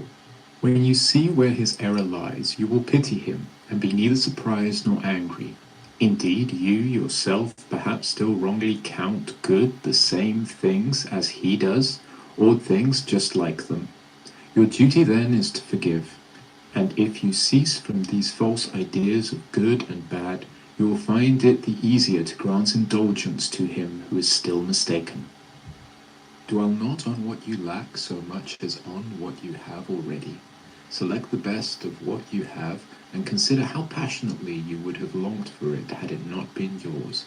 Yet be watchful, lest by this joy in what you have accustom yourself to value it too highly, so that if it should fail, you would be distressed. Retire within yourself. The reasoning power that rules you naturally finds contentment with itself in just dealing, and in the calm which such dealing brings. Blot out imagination. Check the brutal impulses of the passions. Confine your energies to the present time. Observe clearly all that happens either to yourself or to another. Divide and analyze all objects into cause and matter. Take thought for your last hour. Let others' sin remain where the guilt lies. Apply your mind to what is said. Penetrate all happenings and the causes thereof. Rejoice yourself with simplicity, modesty, and indifference to all things that lie between good and bad. Love mankind and obey God. All things, says someone, go by law and order. But what if there be naught beyond the atoms? Even if that be so, suffice it to remember that all things, save very few, are swayed by law. Concerning death, if the universe be a concourse of atoms, death is a scattering of these. If it be an ordered unity, death is an extinction or a translation to another state. Concerning pain, pain which cannot be borne brings us deliverance. Pain that lasts must needs be bearable. The mind can abstract itself from the body, and the soul takes no hurt. As to the parts which suffer by pain, let them, if they can, make their own protest. Concerning glory, consider the understanding of men, what they shun and what they pursue, and reflect that, as heaps of sand driven one upon another, and the latter drifts bury and hide those that went before, so, too, in life the former ages are soon buried by the next. This from Plato. To the man who has true grandeur of mind and who contemplates all time and all being, can human life appear a great matter? Impossible, says the other. Can then such a one count death a thing of dread? No, indeed. It is the saying of Antisthenes that it is the part of a king to do good and reap reproach. It is a shameful thing that the countenance should obey the mind, should compose and order itself as the mind bids it, while the mind cannot compose and order itself as it wills. Vain is all anger at external things, for they regard it nothing. Give joy to us and the immortal gods, for life is like the laden ear cut down, and some must fall and some unreaped remain. Me and my children, if the gods neglect, it is for some good reason. For I keep right and justice on my side. Weep not with them, and still these throbs of woe. From Plato. I would make him this just answer. You're mistaken, my friend, to think that a man of any worth should count these chances of living and dying. Should he not rather, in all he does, consider simply whether he is acting justly or unjustly, whether he is playing the part of a good man or a bad? He says again, in truth, Athenians, the matter stands thus. Wheresoever a man has chosen his stand, judging it the fittest for him, or wheresoever is he stationed by his commander, there I think he should stay at all hazards, make no account of death or any other evil but dishonor. Again, consider, my friend, whether the truly noble and the truly good be not something quite apart from saving and being saved. The man who is a man indeed should not set his heart on living through a few more years of life, nor should he make that the end of his desire. Rather he should commit the matter to the will of God, assenting to the maxim which even women use that no man can elude his destiny, and studying in addition how he may spend the life that remains to him for the best. Contemplate the courses of the stars as one should do that revolves along with them. Consider also without ceasing the changes of elements, one into another. Speculations upon such things cleanse away the filth of this earthly life. It is a good thought of Plato's that when we discourse of men we should look down as from a high place, on all things earthly, on herds and armies, on husbandry and marriage, on partings, births and deaths, on the tumults of the courts of justice, on the desert places of the earth, on the varied spectacle of savage nations, on the feasting and lamentation, on traffic, on the medley of all things, and the order which emerges from their contrariety. Consider the past and the revolutions of so many empires, and thence you may foresee what shall happen hereafter. It will be ever the same in all things, nor can events leave the rhythm in which they are now moving. Wherefore it is much the same to view human life for 40 as for a myriad of years. What more is there to see? To earth returns whatever sprang from earth, but what of heavenly seeds remounts to heaven. This imports either the losing of a knot of atoms or a similar dispersion of immutable elements. By meats and drinks and charms and magic arts, death's course they would divert and thus escape. The gale that blows from God we must endure, toiling but not repining. He is a better wrestler than you, but not more public-spirited, more modest, or better prepared for the accidents of fate, not more gentle towards the shortcomings of his neighbors. Wherever we can act comfortably to the reason which is common to gods and men, there we will have nothing to dread. Where we can profit by prosperous activity which proceeds in agreement with the constitution of our nature, we need suspect no harm. In all places and at all times you may devoutly accept your present fortune, and deal in justice with your present company. You may take pain to understand all arising imaginations, that none may steal upon you before you comprehend them. Pry not into the souls of others, but rather look straight to the goal whither nature is leading you, whither the nature of the universe by external events, and whither your own nature by the tendency of your own action. Each being must perform the part for which it was created. Now all other beings are created for the sake of those among them which have reason, as all lower things exist for the sake of things superior to them, and reasoning beings were created for one another. The leading principle in man's nature, then, is the social spirit, and the second is the victory over the solicitations of the body. For it is proper to the workings of reason to set bounds to themselves and never to be overpowered by the calls of sense or by the stirrings of passion, both of which are animal in their nature. The intellect claims to reign over these and never to be subjected to them, and rightly because it is equipped to command and use all the lower powers. The third element in the constitution of a reasoning being is caution against rashness and error. Let the soul go forth straight upon her way in the possession of these principles, and she stands seized of her full estate. Consider yourself as dead, your life is finished and past. Live what yet remains according to nature's law, as an overplus granted to you beyond your hope. Love that only which is your hap, which comes upon you as your part in fate's great spinning. What indeed can fit you better? Upon every accident keep in view those whom the like has happened. They stormed at the event, wondered and complained, but now where are they? They are gone forever. Why should you act the like part? Leave these unnatural commotions to fickle men, who change and are changed. Yourself take thought of how you may make good use of such events. Good use for them there is. They will make matter for good actions. Let it be your sole effort and desire to gain your own approval in every action, and remember that the material objects of both that effort and of that desire are things indifferent. Look inward. Within is the fountain of good. Dig constantly, and it will ever well forth. Keep the body steady, without irregularity, whether in its motions or in its postures.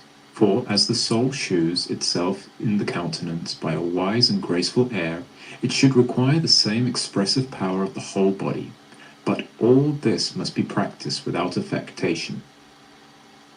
The art of life is more like that of the wrestler than of the dancer, for the wrestler must always be ready on his guard and stand firm against the sudden unforeseen efforts of his adversary.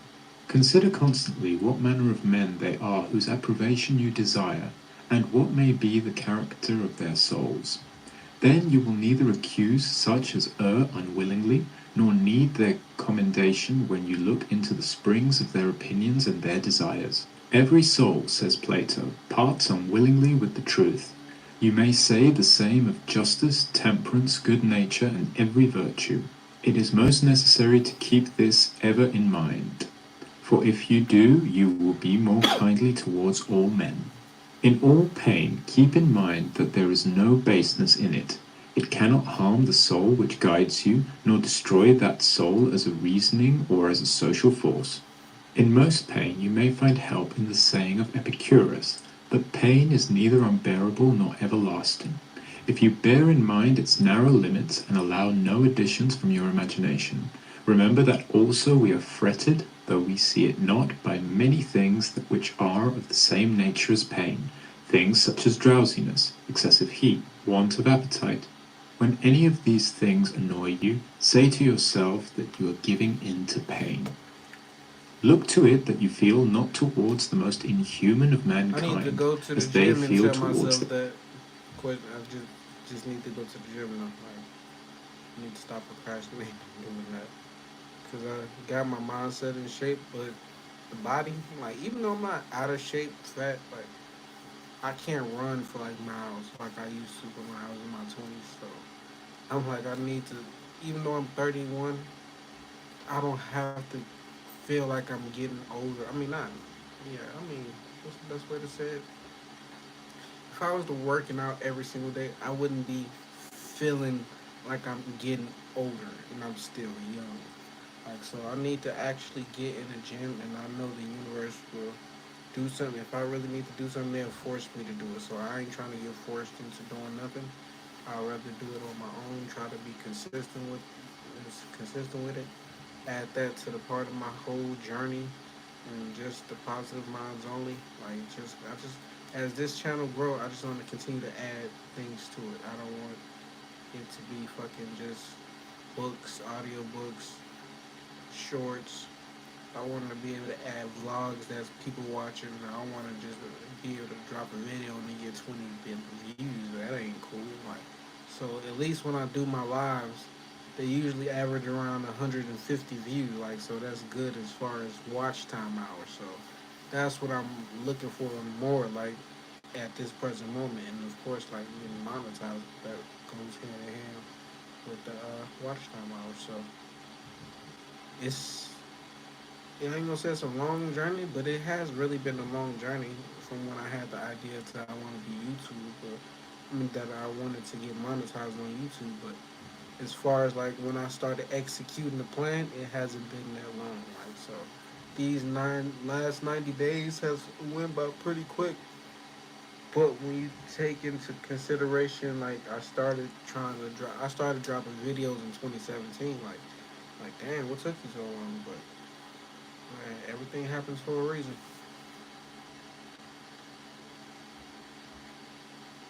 Their fellows.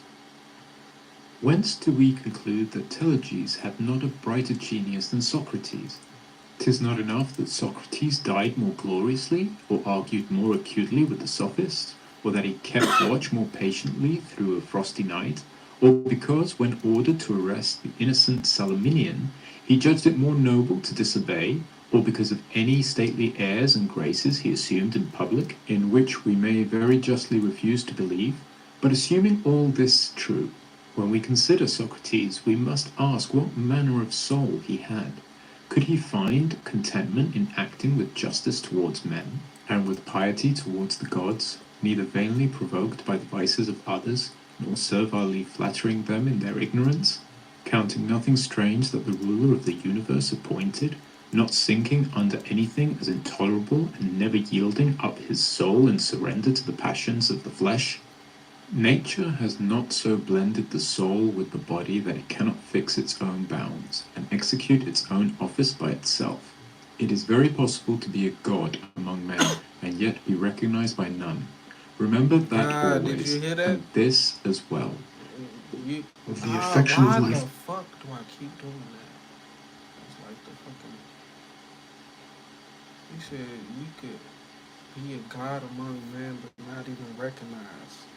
Like that made me like that gay. Like, oh, that hit me. But then again, I don't want to be famous. So like, what the fuck? Whether I get recognized from what I got going on or not, like at the same time, I know I'm on the right path. Like so, I'm not doing it to be like famous, the center of attention. Like I'm cool with just getting my money up, taking care of my family, and living my life how I want to live it as peaceful as it can be. Okay, so. In a long eternity they must ever bear with the wickedness and the multitude of sinners. Nay, they even lavish on them all manner of loving care. But you, who are presently to cease from being, can forsooth endure no more, though you are one of the sinners yourself.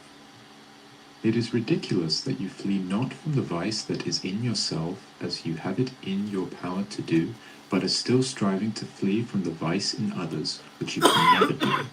Whatever the rational and social faculty finds fit neither for rational nor for social ends, it justly ranks as inferior to itself. When you have done a kind action, another has benefited. Why do you, like the fools, require some third thing in addition, a reputation for benevolence, or a return for it? No man wearies of what brings him gain, and your gain lies in acting according to nature. Be not weary, therefore, of gaining by the act which gives others gain. Nature is said about making an ordered universe, and now either all that is follows a law of necessary consequence and connection, or we must admit that there is least rationality in the things which are most excellent, and which appear to be most special objects for the impulses of the universal mind. Remembrance of this will give you calmness on many an occasion. End of the 7th book. Book 8. For repressing vainglory, it serves to remember that it is no longer in your power to make your whole life, even from your youth onwards, a life worthy of a philosopher. It is known to many, and you yourself know also, how far you are from wisdom. Confusion is upon you. and it now can be no easy matter for you to gain the reputation of a philosopher. The conditions of your life are against it. Now, therefore, as you see how the matter truly lies, put from you all thoughts of reputation among men, and let it suffice you to live so long as your nature wills, though that may be but a scanty remnant of a life. Study, therefore, the will of your nature, and be solicitous about nothing else. You've made many efforts and wandered much, but you have nowhere found happiness, not in syllogisms, not in riches, not in fame or pleasure, not in anything. Where then is it? In acting that part which human nature requires. How can you act that part?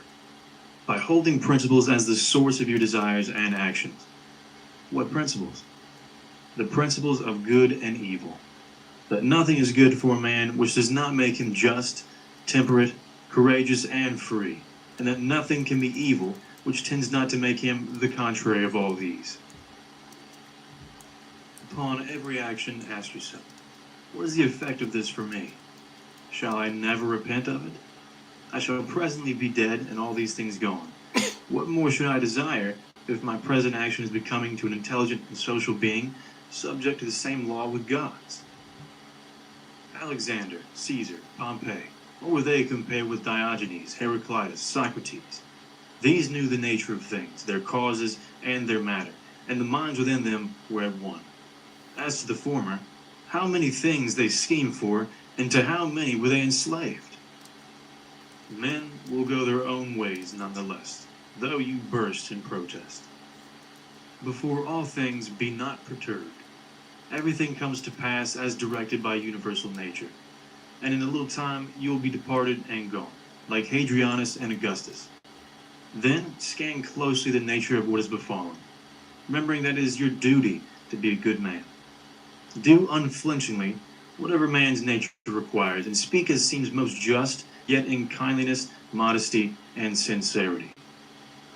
It is nature's work to transfer what is now here into another place, to change things, to carry them hence and set them elsewhere. All is change.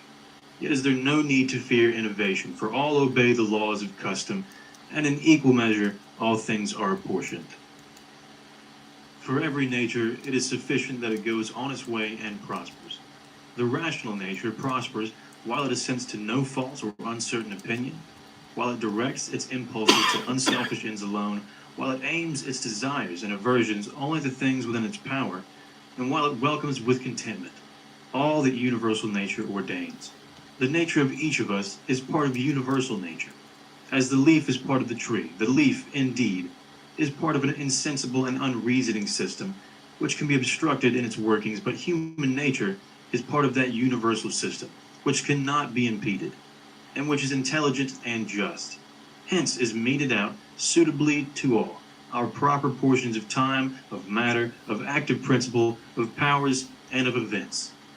Yet look not to find that each several thing corresponds exactly with any other. Consider rather the whole nature and circumstances of the one, and compare them with the whole of the other. You lack leisure for reading, but leisure to repress all insolence you do not lack. You have leisure to keep yourself superior to pleasure and pain and vainglory, to restrain all anger against the ungrateful, nay, even to lavish loving care upon them. Let no man any more hear you railing on the life of the court, nay, revile it not to your own hearing. Repentance is self-reproving, because we have neglected something useful. Whatever is good must be useful in some sort, and worthy of the care of a good and honorable man. Now, such a man could never repent of neglecting some opportunity of pleasure. Pleasure, then, is neither useful nor good. Of each thing ask, what is this in itself and by its constitution? What is its substance or matter? What is its cause? What is its business in the universe? How long shall it endure? When you are reluctant to be roused from sleep, remember that it accords with your constitution and with human nature to perform social actions. Sleep is common to us with the brutes. Now, whatever accords with the nature of each species must be most proper, most fitting, and most delightful to it. Constantly, and if possible, on every occasion, apply to your imaginations the methods of physics, ethics, and dialectic. Whomsoever you meet, say straightway to yourself, what are this man's principles of good and evil?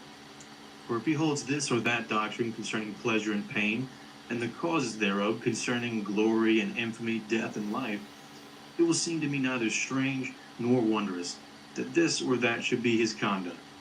I shall bear in mind that he has no choice but to act so. Remember that, as 'tis folly to be surprised that a fig tree bears figs, so is it equal folly to be surprised that the universe produces those things of which it was ever fruitful. It is folly in a physician to be surprised that a man has fallen into a fever, or in a pilot that the wind has turned against him. Remember that to change your course and to follow any man who can set you right is no compromise to your freedom. The act is your own, performed on your own impulse and judgment, and according to your own understanding. If the doing of this be in your own power, why do it thus? If it be in another's, whom do you accuse? The atoms or the gods? To accuse either is a piece of madness. Therefore, accuse no one. Set right, if you can, the cause of error. If you cannot, correct the result at least.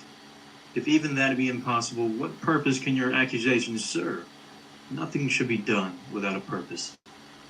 That which dies. Yeah, my community on YouTube, my community posts be more popping than the video comments sometimes, like, because I'm constantly posting, like, sharing, like, things I see on social media. Like, people always got something to say, whether it's negative or positive. Like, so I'm just looking at all these comments and saying nobody saying nothing in the chat. Like, man, I'm just replying to a lot of people. People is funny as hell. Literally, they funny as hell. Falls not out of the universe. If then it stays here. Here too it suffers a change, and is resolved into those elements of which the world and you too consist. These also are changed, and murmur not. The horse, the vine, all things are formed for some purpose. Where is the wonder? Even the sun saith, I was formed for a certain work, and similarly the other gods. For what end are you formed? For pleasure? Look if your soul can endure this thought. Nature has an aim in all things in the end, and surcease of them no less than in their beginning and continuance. It is even as a man casting a ball. Where then is the good for the ball in its rising? Where the harm in its dropping? Where even is the harm when it is fallen down? Where is the bubble's good while it holds together? Where is the evil when it's broken? So it is with the lamp which now burns and anon goes out. Turn out the inner side of this body and view it as it is. What shall it become when it grows old, or sickly, or decayed? The praiser and the praised, the rememberer and the remembered, are of short continuance, and that in a mere corner of this narrow region where, narrow though it be, men cannot live in concord, no, not even with themselves, and yet the whole world is but a point. Attend well to what is before you, whether it be a principle, an act, or a word. This, your suffering, is well merited, for you would rather become good tomorrow than good today. Am I doing aught? Let me do it in a spirit of service to mankind. Does aught befall me? I accept it and refer it to the gods, the universal source from which come all things in the chain of consequence. The accompaniments of bathing, oil, Right sweat, filth, foul water, how nauseous are they all? Even so is every part of life, and everything that meets us. We'll just keep going. That's why we're gonna have a team Lucilla with people who buried just Varus, commenting as and well, sin like the followed shade him to the room, grave. or not like Secunda saw the that's a death bad of Maximus, and soon Yeah. herself died.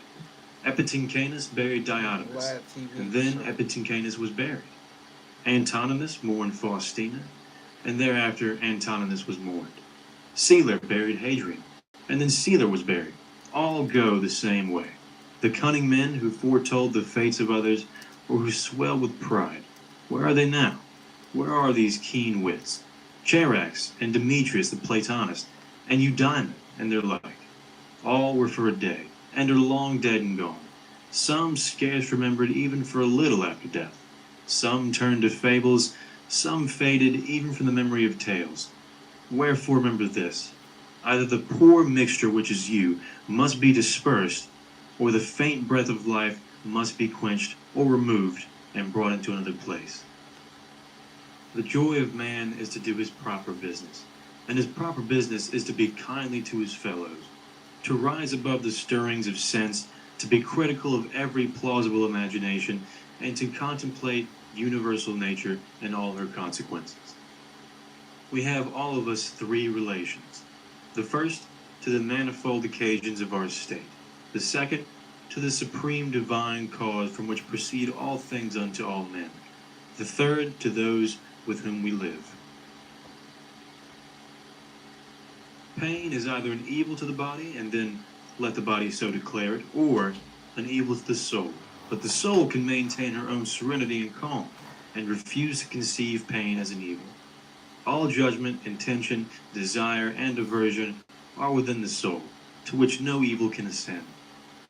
Blot out false imaginations, and say often to yourself, "It is now in my power to preserve my soul free from all wickedness, all lust, all confusion or disturbance.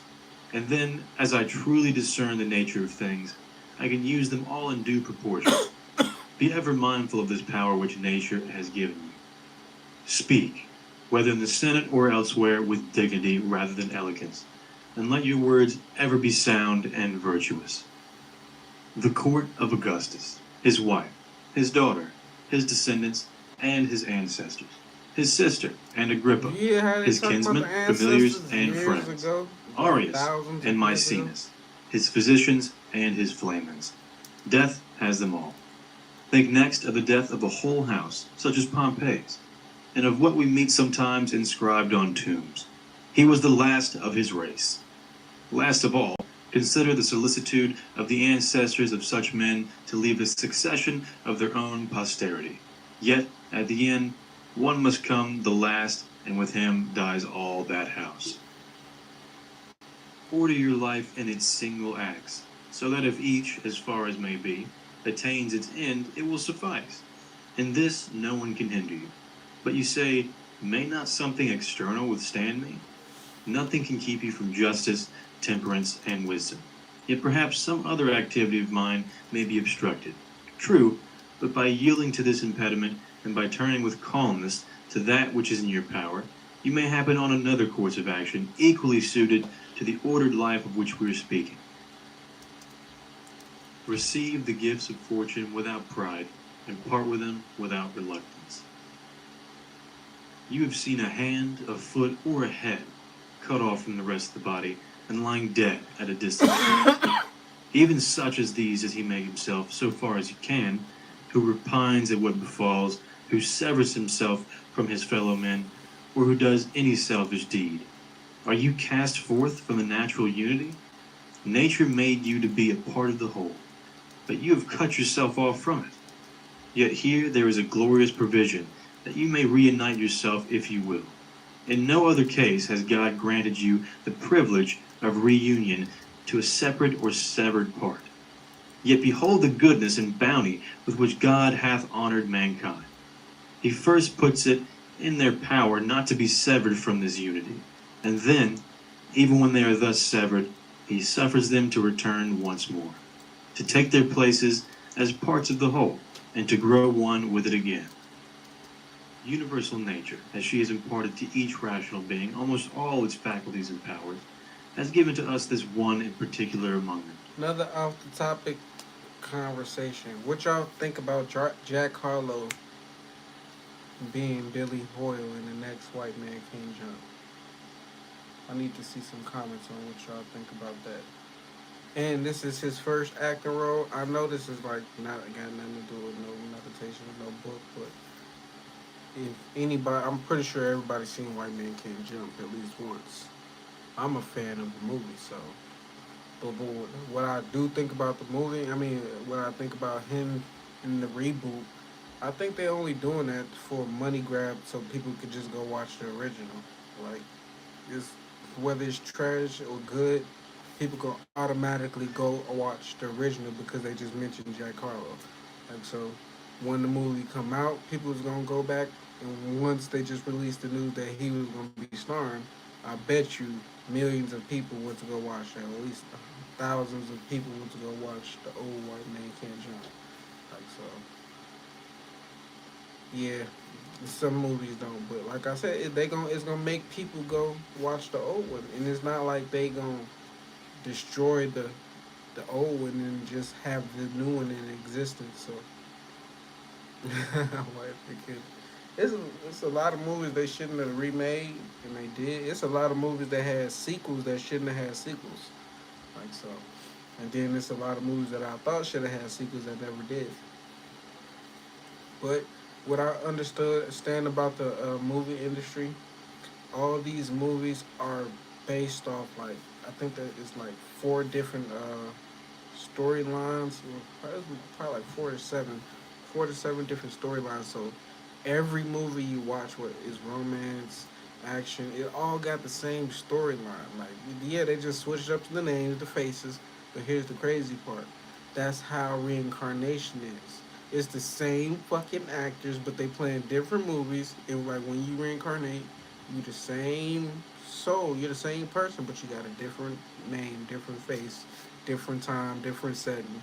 Like so, Hollywood just is a reflection of what's going on in like our universe. Like shit. That's why fucking the same people play the same. I'm like different roles, same characters. Like they just showing you how fucking you gonna keep reincarnating, playing different roles, but nah, it's the same game.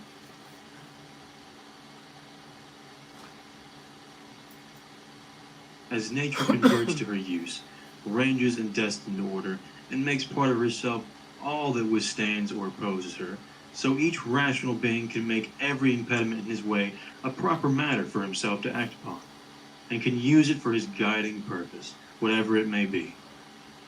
Do not confound yourself by considering the whole of life and by dwelling upon the multitude of greatness of the pains and troubles to which you may probably be exposed. As each presents itself, ask yourself, is there anything intolerable and insufferable in this? You will be ashamed to own it. And then recollect that it is neither the past nor the future that can oppress you, but always the present only. And the ills of the present will be Facts. much diminished if you restrict it within its own proper bounds, and take your soul to task if it cannot bear up even against this one thing. Does Panthea or Pergamus now sit mourning at the tomb of Varus? Or Chabrias or Diotimus at the tomb of Hadrian? Absurd! And if they were still mourning, could their masters be sensible of it? Or if they were sensible of it, would it give them any pleasure?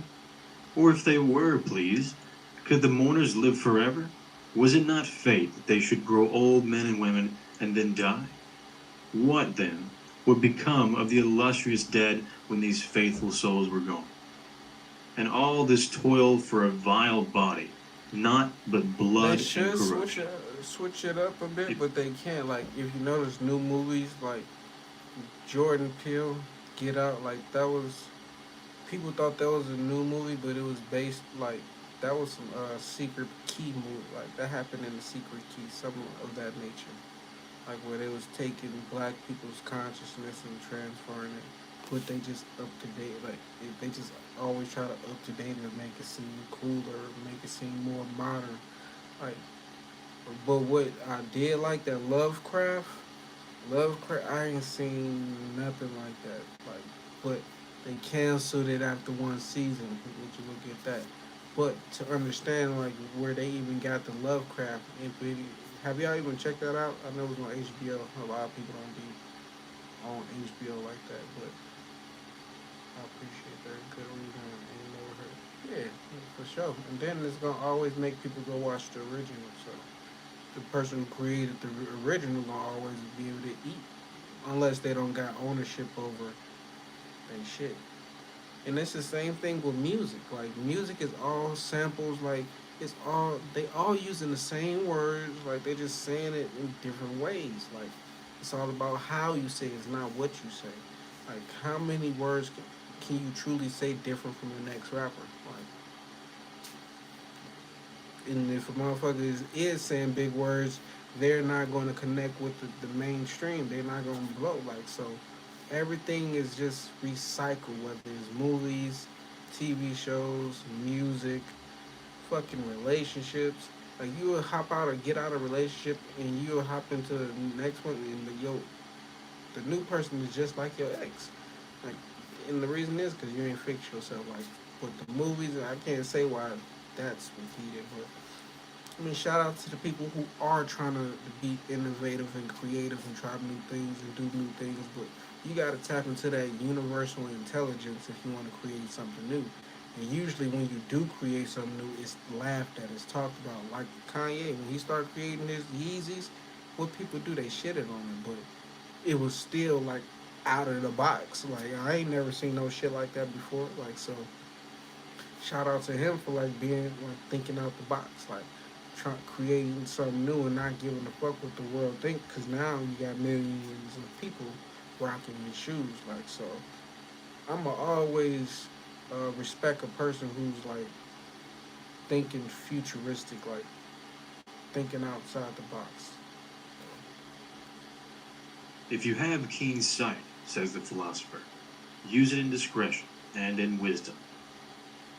In the constitution of the rational being, I discern no virtue made to restrain justice, but I see continence made to restrain sensual pleasure. Take away your opinion about the things that seem to give you pain, and you stand yourself upon the surest ground. What is that self? It is reason. I am not reason, you say. So be it. Then let not reason pain itself, but leave any part of you which suffers to its own opinions of the pain. Obstruction of any sense is an evil for the animal nature. So is the obstruction of any of its impulses. There are other kinds of obstruction which are evil for the nature of plants, for the rational nature in like manner. Therefore, obstruction of the understanding is evil. Apply all this to yourself. Do pain and pleasure affect you? Let the senses look to it. Does anything hinder your designs? If you have designed without the proper reservation, that in itself is an evil for you as a reasoning being. If you designed under the general reservation, you are neither hurt nor hindered. No man can hinder from the proper work of the mind. Nor fire, nor sword, nor tyrant, nor calumny can reach it, nor any other thing, when it has become even as a sphere, complete and perfect within itself. I have no right to vex myself, who never yet willingly vexed anyone. Each man has his own pleasure. Mine lies in having my ruling part sound, without aversion to any man, or to any hap that may befall mankind. Yet let me look on all things with kindly eyes. Let me accept and use them all according to their worth. See that you secure the benefit of the present time. They who pursue a fame which is to live after them, reflect not that posterity will be men even as are those who vex them now, and that they too will be mortal. And afterwards, what shall signify to you the clatter of their voices, or the opinions they shall entertain about you? Take me up and cast me where you will. I shall have my own divinity within me serene, that is, satisfied, while its every state and action is according to the law of its proper constitution. Is any event of such account that my soul should suffer for it or be the worse? That my soul should become abject and prostrate as a mean suppliant, or should I be affrighted? Shall you find anything that is worth all this? Nothing can befall a man which is not human fortune. Nothing can happen to an ox, to a vine, or to a stone, which is not the natural destiny of their species. If then, that alone can befall anything which is usual and natural, what cause is there for indignation? Universal nature hath brought nothing upon you which you cannot bear. When you are grieved about anything external, it is not the thing itself which afflicts you, but your judgment about it. This judgment it is in your power to efface. If you are grieved about anything in your own disposition, who can prevent you from correcting your principles of life? If you are grieved because you do not set about some work which seems to you sound and virtuous, go about it effectually, rather than grieve that it is undone. But some superior force withstands, then grieve not, for the fault of the omission lies not in you. You say, but life is not worth living with this undone. Quit life then, in the same kindly spirit as though you had done it, and with good will even to those who withstand you. Remember that the governing part becomes invincible when, collected into itself, it is satisfied in refusing to do what it would not, even when its resistance is unreasonable. What then will it be? After due deliberation, it has fixed its judgment according to reason. The soul, thus free from passions, is a strong fort, nor can a man find any stronger to which he can fly and become henceforth invincible. The man who has not discerned this is ignorant. He who has discerned this and flies not thither is miserable. Pronounce no more to yourself than what appearances directly declare. It is told to you that so-and-so has spoken ill of you. This alone is told you, and not that you are hurt. I see my child is sick. This alone I see. I do not see that he is in danger. Dwell thus upon first appearances. Add nothing to them from within, and no harm befalls you. Or rather, add the recognition that all is a part of the world's life. Is the gourd bitter? Put it from you. Are there thorns in the way? Walk aside. That is enough. Do not add, why were such things brought into the world? The naturalist would laugh at you, just as would a carpenter or a shoemaker, if you began fault-finding because you saw shavings and parings from their work strewn about the workshop. These craftsmen have places where they can throw away this rubbish, but universal nature has no such place outside her sphere. Yet the wonder of her art is that, having confined herself within certain bounds, she transforms into herself all things within her scope which seem to be corrupting or waxing old and useless. And out of them she makes other new forms, so that she neither need... So you did eat. I want cheese. I want hot honey chicken. You don't need honey chicken. Please. No. Please. No. Please. Please. Where your money at? My money Yeah. in my pocket. You were here? Yeah, here. Yes, all your money.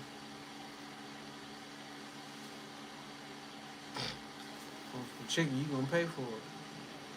needs matter from without, I pay nor a for it. place where to cast out her refuse. She is satisfied with her own space, her own material, and her own art. Be not languid in action, nor confused in conversation, nor vague in your opinions. Let there be no sudden contractions or forth sallyings of your soul. In your life, be not I overheard. need more than that. Men slay you, cut you to pieces, Guess what my game pursue is? you with curses. Uh-huh. What has this to do with your soul remaining pure, prudent, temperate, No. and just? What if someone, standing by a clear, sweet fountain, should reproach it? It would not cease to send forth its refreshing water. Should he throw into it mud or dung, it will speedily scatter them and wash them away, and be in no wise stained thereby. How then shall you get this perpetual living fountain within you? If you reserve yourself unto liberty every hour you live, in a spirit of calmness, simplicity, and modesty. He who knows not what the universe is, knows not what is his place therein. He who knows not for what end it was created, knows not himself, and knows not the world. He who is deficient in either of these parts of knowledge could not even say for what end he himself was created. What happened to What sort of man, then, does he appear to you, who pursues the applause, or dreads the anger, of those who know neither where nor what they are? Do you wish to be praised by a man who curses himself thrice within an hour? Can you desire to please one who is not pleased with himself? Can he be pleased with himself who repents of almost everything he does? No longer be content to breathe in harmony with the air which surrounds you, but set about feeling in sympathy with the intelligence which embraces all things. So For the I'm power actually of that gonna, intelligence is end no the less live diffused right here and no today. less pervasive. For the simple fact I haven't ate yet, and I don't want to eat on live tonight. So it's 2 hours and almost 50 minutes. That's pretty lengthy live. Pretty sure I got some few watch time hours up. So thank you guys for tuning in. We're gonna be back tomorrow and the next day, hopefully. Well, can't speak on the future. Only can speak on the present. So until the next time. See you guys later.